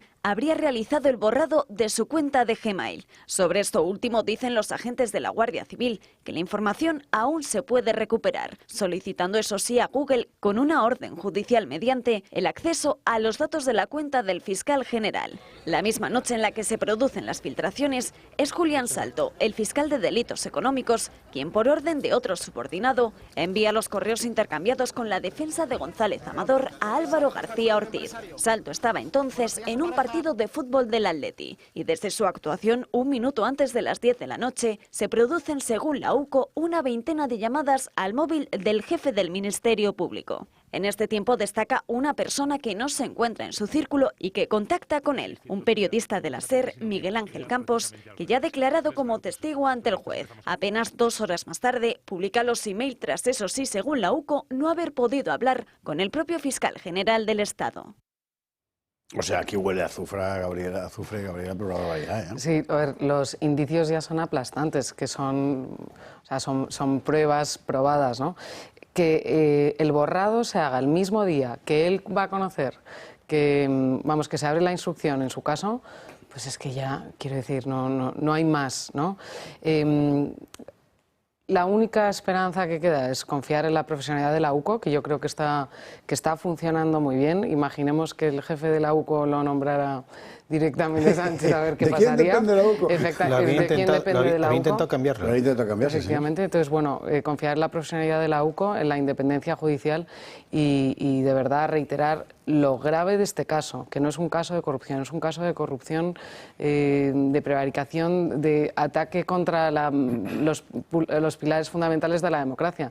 Es que es no poder hacer, o sea, es un ataque a la oposición desde el gobierno, a un líder autonómico. O sea, es que a mí me parece, de lo más grave, junto con la ley de amnistía. Este caso es el golpe de Estado más grande que ha dado Sánchez. Con las instrucciones que ha mandado a este fiscal general, que efectivamente no es un fiscal general, hoy lo llamaban fiscalone. Fiscalone en la radio. No sé, veremos a ver qué pasa. En cualquier caso, sabemos que el fiscal general en cualquier momento puede levantar la mano, decir que se han vulnerado derechos fundamentales, de hecho lo está haciendo, ha recurrido al Tribunal Supremo para decir que el registro ha sido nulo. Entonces, bueno, en cualquier caso puede levantar la mano diciendo que se le han vulnerado los derechos fundamentales e ir al Constitucional. Esa es su defensa. Esa va a ser su defensa. Antes de que hablen los abogados, que son gente tranquila, como usted sabe, son gente templada, porque al fin y al cabo es su oficio. La cosa forense, ellos se ponen la toga, se transforman y se convierten en seres que ni sienten ni padecen. No están así. Pero como yo no me pongo la toga, aún, o sea, de verdad, si el fiscal pide amparo al Constitucional y el Constitucional se lo da por este asunto, es para ir a cubrir toda la superficie esa de Star Wars del Tribunal Constitucional con pintadas que ponga lo que esté usted pensando. Y me quedo corto, yo que pensaba que me iba a exceder, ¿no? Pues no. Oye, pues voy a coger tu hilo y como yo tampoco soy muy formal, esto demuestra que no solo el gobierno de Pedro Sánchez es un gobierno de delincuentes, es que todo lo que ha tocado Sánchez es delincuencia. Sí, por eso dice nada más y nada, no es que Sánchez se coge las cosas y las emputece, no, las imputece. Claro, pero fíjate, estamos en unos momentos donde la mitad de su gobierno está implicado de una forma u otra en los casos de corrupción de las compras de mascarillas, a Trama Coldo, Aldama y demás, medio gobierno. Su entorno familiar también. implicado. Incluso hemos visto ya lo que fue el colmo, el propio hermano diciendo lo de su trabajo que no existe y estaba cobrando. Pero es que después el asalto que ha llevado a cabo en las principales instituciones del Estado es inaudito. No solo ha acabado con el Tribunal Constitucional, porque ahora el Tribunal Constitucional, pues eso es como el máximo órgano judicial de España, donde se atreve a todo, pues a dejar en nada el Tribunal Supremo, algo que es una auténtica barbaridad. Pero es que incluso nada más y nada menos que la Fiscalía General del Estado, el fiscal general del Estado imputado, y ahí sigue, y no solo sigue, sino que encima vamos viendo noticias como estas de borrados de mensaje, como bien decías, autoinculpándose y demás, en casos, como bien decía Gabriela, que son gravísimos. Es que esto es propio de una república bananera al estilo bolivariano venezolano. Es asombroso que este señor y todos los que le rodean sigan ahí. Por eso es urgente sacarlo de ahí cuanto antes, porque es como el demolition man de la democracia. Totalmente.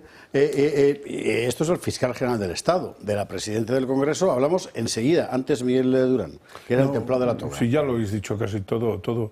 Yo creo que acierta, bueno, estoy seguro, que acierta Núñez Feijóo cuando más o menos apunta que se comporta como un delincuente. Es decir, está reproduciendo las actitudes, incluso procesales, de un delincuente. Entonces, bueno, yo confío en la UCO, por supuesto, pero yo no sé si van a conseguir que Google, porque si Google diera efectivamente información sobre su cuenta de Gmail, habría muchas cosas ahí. Pero vete tú a saber. Yo creo que aunque somos un pigmeo en comparación con Google, pues no sé hasta qué punto la mano de Pedro Sánchez no pueda influir para que Google se ampare en su capacidad negativa. Bueno, será interesante verlo, y efectivamente hay que recordar que Google entró dentro de la órbita gubernamental precisamente vía Begoña. Sí. Pues, y ahora todo empieza, ¿verdad?, a encajar. Yo no sé, pero confío en la UCO, pero en la colaboración de Google tengo bastantes más dudas. Esto no sé si os acordáis que un día, en relación a los GAL, Felipe González dijo: no hay pruebas ni las habrá. Ya. ¿Recordáis eso? Sí. Pues aquí yo creo que no había WhatsApp, el fiscalone ni había mails. Está diciendo eso de no hay pruebas ni las habrá. Él está diciendo eso, pero más allá de las inferencias, de las deducciones y demás. Pero Miguel, tú, con los indicios que hay ahora mismo, o sea, ¿tú crees que sería suficiente para condenarle? Los que tenemos ganas de condenar, sí. Un tribunal, no, Gabriela, objetivamente, yo creo que, desde luego, con la testifical de la fiscal jefe de Madrid, a mí me parece que hay bastante, hay pruebas de que eso es así, y estoy seguro de que si se llega a la vista oral, habrá muchas más pruebas. Estoy convencido de que ahí habrá gente a la que apretar, y la gente, cuando tiene que elegir entre otro y yo, pues siempre elige yo habitualmente. Elige yo. Es que en este caso lo que uno está viendo es que la cantidad de eslabones que tiene la cadena es tan grande, y muchos tan frágiles, claro. En fin, tenemos que hablar de Armengol, de Koldo, que le dice a Armengol: si recibes a la gente de Aldama, te querré siempre. ¿La quiso para siempre? No, a ¿La temporadas. quiso solo un poquito? A temporadas. ¿La quiso a ratos? ¿Como Ábalos? ¿Qué pasó? Vamos a irnos a la publicidad, porque son menos 25 y la pausa hay que hacerla, prefiero hacerla ahora, y luego lo vemos tranquilamente, porque si el caso anterior afecta nada menos que al fiscal general del Estado, que es la columna vertebral del Estado de Derecho, en la práctica, este caso afecta a la tercera autoridad del Estado, que es la presidenta de las Cortes. Estamos hablando de cosas tremendas. Bueno, Publi, y enseguida lo vemos. 23:39, 22:39 en Canarias. Vamos al asunto Armengol. Forma parte del caso Koldo, forma parte del caso Aldama, forma parte del caso PSOE. Y estas cosas hay que contarlas. Lo de Jessica como modelo y azafata tiene su gracia. Digamos que es el complemento festivo a algo que no tiene ninguna gracia, que es que nos han robado. Es así. Francina Armengol está cada vez más acorralada. Han salido a la luz nuevos WhatsApps en los que se intercambiaba mensajes con Koldo García. En ellos se ve cómo el exasesor de José Luis Ábalos presionaba en 2020 a la expresidenta del gobierno balear para que mantuviera una reunión con empresarios investigados en estos momentos. Si comes con ellos, te voy a querer siempre. Eso le dijo Koldo García a Francina Armengol. Pero ella, aunque estaba dispuesta, no pudo asegurar su asistencia a la comida por una votación del gobierno balear. Estos nuevos mensajes que han salido a la luz se suman a otros en los que Armengol preguntaba a Koldo por la disponibilidad y los precios de mascarillas infantiles. A pesar de todo, la actual presidenta del Congreso de los Diputados negó en el Senado haber tenido contacto con Víctor de Aldama. Sí que lo tuvo con soluciones de gestión a través de Koldo García, exasesor de José Luis Ábalos. Precisamente el juez Leopoldo Puente ha encontrado bastantes indicios de 4 posibles delitos en el caso del exministro. Desde tráfico de influencias, cohecho o malversación hasta integración en organización criminal. Un escándalo que salpica, entre otros, a la amiga íntima del exministro en aquel entonces. Jessica, antes de vivir en un piso pagado por la trama, de acompañar a Ábalos en cada viaje oficial cobrando 1.500 euros al día y de ser colocada en Ineco, llevaba una vida muy diferente. Durante años trabajó como modelo para distintas empresas de bebidas alcohólicas y desde 2013 su perfil figuraba en un catálogo de modelos y azafatas. Fotos de ella posando para distintas marcas y fotógrafos han sido halladas en móviles intervenidos por la UCO. Bueno, de Jessica no hablaremos porque no da tiempo y porque esto es un programa serio. Pero de lo de Armengol, es que claro, cuando todo esto pasaba, en el Parlamento Balear estaba Jorge Campos. Efectivamente, ahí estaba, sí. Y preguntábamos sobre qué estaba pasando con las contrataciones de mascarillas. Y nos decía que nada, que se estaban llevando pues, bajo los protocolos establecidos y que, como era una situación urgente y se amparaban en todos aquellos decretos y en aquella normativa que después se demostró anticonstitucional, también los decretos que aprobó Armengol allí, a través de los cuales conseguía contratar estas mascarillas al entorno y a soluciones de gestión a la empresa de Koldo, pues ya negaba la mayor. Pero no solo negaba la mayor en aquel año 2020, sino que ahora, cuando se creó la comisión de investigación en el Congreso de los Diputados, yo mismo tuve ocasión de preguntarle si conocía a Koldo Rollo o había tenido, a Koldo García, perdón, o había tenido algún tipo de relación, vinculación, o habían pues contratado, y dijo que no, que lo vio una vez de lejos y que prácticamente no tiene relación ninguna, y con Aldama, vamos, no sabía ni quién era.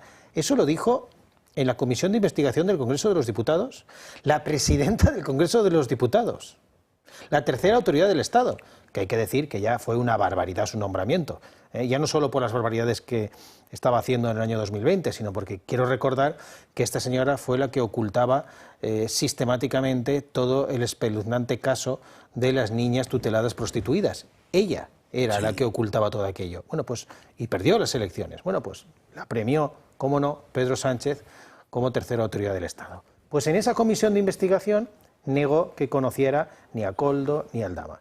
Y ahora resulta que primero conocimos que Koldo le decía, cariño, te mantendré informada, y ahora vemos que también le decía, oye, que si comes con Aldama te querré para siempre.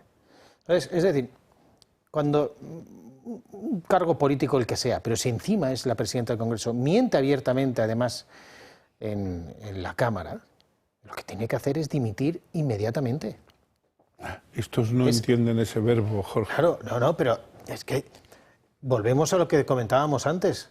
Estamos en tal nivel de podredumbre institucional, en un momento donde las máximas instituciones del Estado están en manos de estos delincuentes, que el daño que se está llevando a cabo es muy grave. Es que cada minuto que pasa con Armengol al frente del Congreso de los Diputados es un insulto a todos los españoles.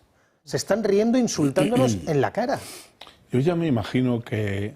No sé si has acabado, Jorge. Sí, he acabado.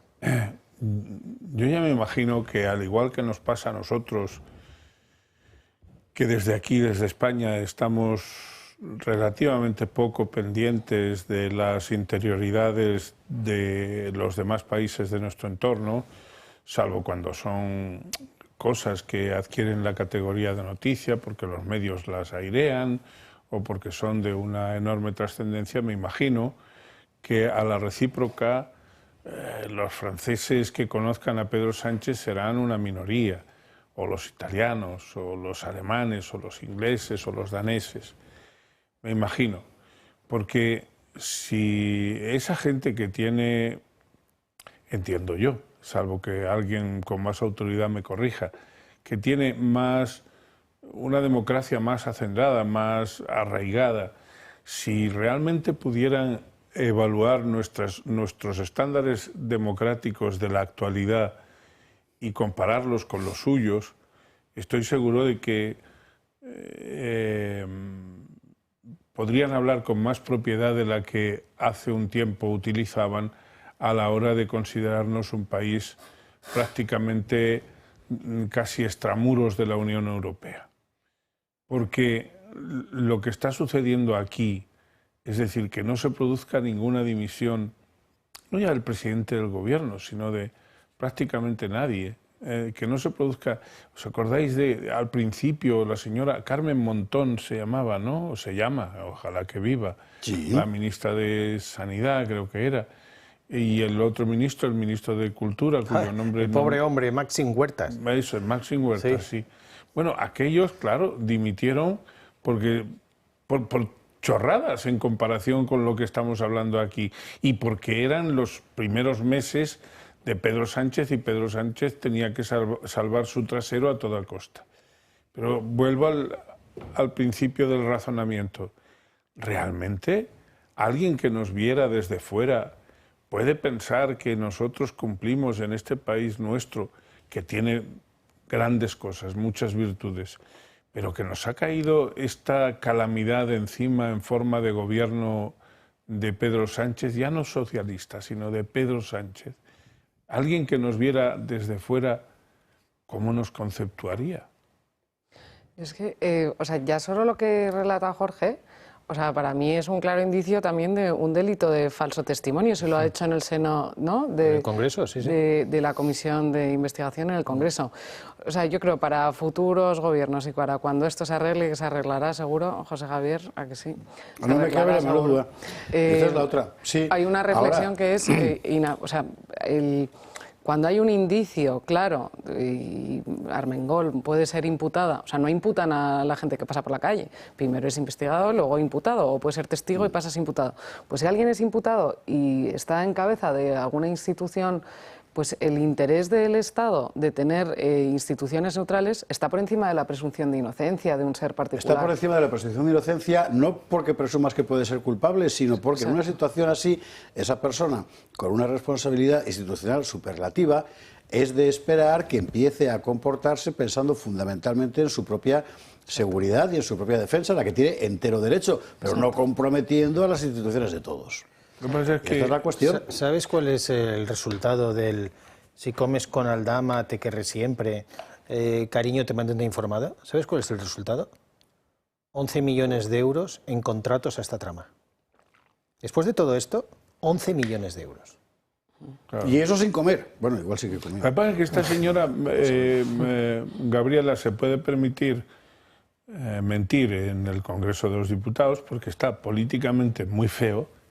Es decir, es muy reprobable que se mienta en la Cámara, allí donde, bueno, pues la libertad de expresión permite decir muchas cosas, pero se supone que mentir pues no debiera estar entre las costumbres más asentadas de los señores diputados y diputadas, ¿no?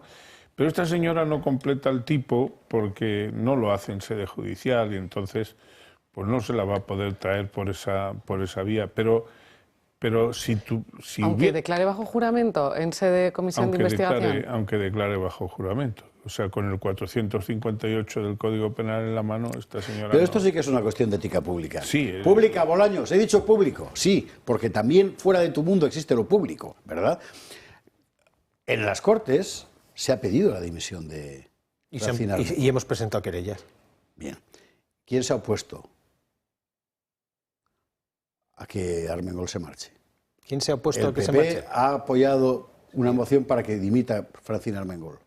El PP no ha presentado ninguna moción para que dimita Francina Armengol. Los únicos que hemos presentado mociones de dimisión, la hemos pedido, nos hemos querellado, ya no solo por esto, sino porque hay que recordar también, por ejemplo, qué pasó con los pinganillos lingüísticos Sí. No, pero me interesa particularmente cuando hablamos del tema de la oposición y de la institucionalidad. Vamos a ver. O sea, el Partido Popular tiene que enterarse de una puñetera vez que ya no hay oposición institucional. Porque os la han quitado de las manos, Alberto, que no te enteras. José Javier. Que estás hablando con una silla vacía. Para que y Jorge Campos también está hablando con... Para que la gente... Vamos a ver, con todo esto que está pasando, el caso de Armengol, el caso de Pedro Sánchez, el fiscal general del Estado, ¿el Partido Popular sigue llegando a acuerdos con el Partido Socialista? A fecha de hoy. Un día te dicen que no puedes seguir ni un minuto, son los delincuentes, Feijóo. Al día siguiente está pactando con el Partido Socialista. Tribunales, Consejo General del Poder Judicial, comisiones del Congreso, por no hablar de Europa que van de la mano. Y ahí el problema... Entonces, esto es una tomadura de pelo, no hacen oposición. No es una tomadura de pelo, y para mí el problema... Bueno, vamos a ver, es una tomadura de pelo a sus votantes, a los que yo no llamaré botontos jamás. Pero es una tomadura de pelo a sus votantes, o sea, que os saca de repente un titular Feijóo, como hace 10 días, que había que acabar con ¿cómo dijo?, el sellar las fronteras. Pero va y se reparte los menas con el PSOE y luego le dejan tirado a los otros. O sea, es que, ¿por qué lo hace? ¿Es que Feijóo es tonto? No. Y el decreto minibús. El decreto minibús lleva gobernando muchísimo tiempo. Feijóo sabe lo que hay.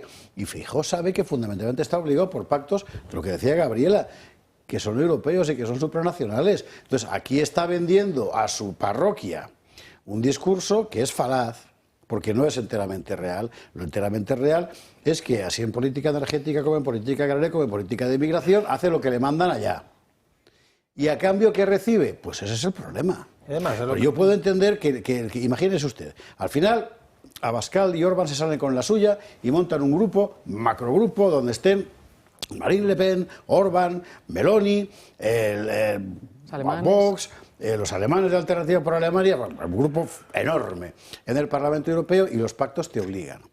Lo que no puedes hacer, sí, se entiende que te obliguen, pero lo que no puedes hacer es contarles lo contrario a los tuyos aquí. Porque es que te pillan, quedas como un tonto siempre. Porque a lo que aspira Feijóo, perdón, solo es una frase, a lo que aspira Feijóo es a heredar el puesto de Sánchez para seguir aplicando sus mismas políticas. Por eso es un engaño a sus votantes de manera evasiva en todo, porque lo que pretende Feijóo es seguir las mismas políticas. Bueno, lo pretende el Partido Popular en general, porque el Partido Popular lo que pretende es seguir las mismas políticas de la izquierda, que es lo mismo que hacen en el Parlamento Europeo. Y es lo mismo que hacen aquí en España. Bien, paréntesis, antes de que hable Miguel Durán, que está que con toda la razón del mundo. Me opino encima. Que se opina encima. No estamos diciendo que el PP y el PSOE sean lo mismo, no es eso. Pero es verdad que políticas fundamentales, básicas, para eso que se llama soberanía nacional, sí que son las mismas, porque el PSOE tampoco es ahí autónomo, también está lo que le manden en Bruselas, ¿no? Y eso es un gran problema. Ya sabemos que llegados al poder no es lo mismo que tengas un fiscal general del Estado, que puede parecerte poca cosa, a que tengas un presunto delincuente. Son dos cosas muy distintas. Mira, no es lo mío, no va a ser, o trato de que no sea una elucubración, Jorge. Pero yo no estoy seguro de que Núñez Feijóo no tenga la voluntad de hacer cosas distintas a las que hace Pedro Sánchez. Lo que me parece más bien, pero es una suposición, esto comprendo que me puedes motejar de casi de... ¿De supositorio? Pues no lo sé, pero yo es que creo que Núñez Feijóo está bastante convencido de que gran parte de las políticas que ha conseguido introducir en España Pedro Sánchez y sus acólitos comunistas van a ser enormemente difíciles de erradicar. Es decir, yo creo que ellos parten de esa base porque les falta convicción, energía. Yo en Vox sí que veo en Abascal, bueno, y en vosotros, ¿no? Veo que tenéis ganas de innovar, de romper cosas, de que no importa realmente arrostrar riesgos de que puedan deciros H, B, Z, X o Y. Eso es lo que a mí me parece que le falta a Feijóo. Eso es lo que creo que no va a tener capacidad de hacer. Y más te diré, y no quisiera equivocarme, pero si la aritmética se diera de tal forma que Vox fuera necesario como partido para sostener un gobierno del PP y el Partido Socialista, ya no de Pedro Sánchez o como estuviera, le ofreciera soporte necesario para poder gobernar sin Vox, yo creo que Feijóo lo haría. Creo que Feijóo admitiría antes el apoyo del Partido Popular para gobernar, del Partido Socialista para gobernar en minoría, que una alianza con Vox. Yo es que, o sea, de verdad, y es lo que dice José Javier, esto no es una cuestión de estoy en desacuerdo con la política porque creo que es mala, creo que hay alternativas mejores. Si cualquiera que contemple la gravedad de la situación con los casos de corrupción que hemos comentado, y ya no simple casos de corrupción, sino o sea, ataques fundamentales al Estado de Derecho, a la separación de poderes, o sea, cualquiera que contemple esa situación no le queda otra. O sea, tiene el deber moral de oponerse a todo lo que proponga ese gobierno. Lo dijo el otro día Santiago Abascal. Aunque propongan poner banderas en todas las rotondas, es un no radical por concepto. El otro modelo de oposición es, bueno, estoy aquí, tengo que rascar votos de un lado, o sea, es a la aritmética, a ver si salgo presidente, a ver si, bueno, aguanto el chaparrón, luego cuando llegue yo, pues veré lo que arreglo. Me quedo callado, o sea, es la concepción esa que hablaban del PP como el sidecar, ¿no? La derecha del sidecar siempre va a conducir la izquierda y de vez en cuando, pues cuando esté muy mal la economía o cuando hagan alguna tropelía, me dejarán a mí conducir. Ese razonamiento yo creo que es adecuado, pero además tienes que añadirle, y yo creo que es algo muy fundamental, que es que el Partido Popular ya ha asumido los pilares ideológicos de la izquierda. Es decir, ya no es que vaya solo por aritmética, es que está convencido que la Agenda 2030 es buena. Claro. Y la defiende, porque ya ha asumido toda esa ideología de izquierdas. O sea, el Partido Popular se diferencia muy poquito e incluso yo creo que hace esfuerzos por aparentar que va a cambiar algo, pero cuando, como decía Miguel Durán, cuando estamos en un momento donde los cambios deben ser radicales, y me refiero de raíz. No por un capricho ideológico, por ejemplo, de Vox, sino porque todas estas políticas basadas en pilares ideológicos de la izquierda nos han llevado a una situación de miseria, de ruina, de destrucción de la nación, de separatismo, de invierno demográfico, de inmigración ilegal masiva, de acabar con las identidades nacionales, de romper nuestro tejido productivo, todo. Y eso que no lo puedes resolver, que es una cosa que era un desánimo popular formidable. Y eso se puede cambiar con voluntad política. Eso se debe cambiar. Es más, se debe cambiar desde España. Y se ha demostrado en nuestros países que no, es que ya es así. Como tú decías, bueno, es que esto ya lo tenemos que asumir porque es así. No. Se puede cambiar. Y en países donde gobiernan fuerzas aliadas a la nuestra, se cambian. Jorge, y los ciudadanos lo agradecen. Jorge, tú imagínate que al final acaban implantando la jornada de 37,5, en 37 horas y media.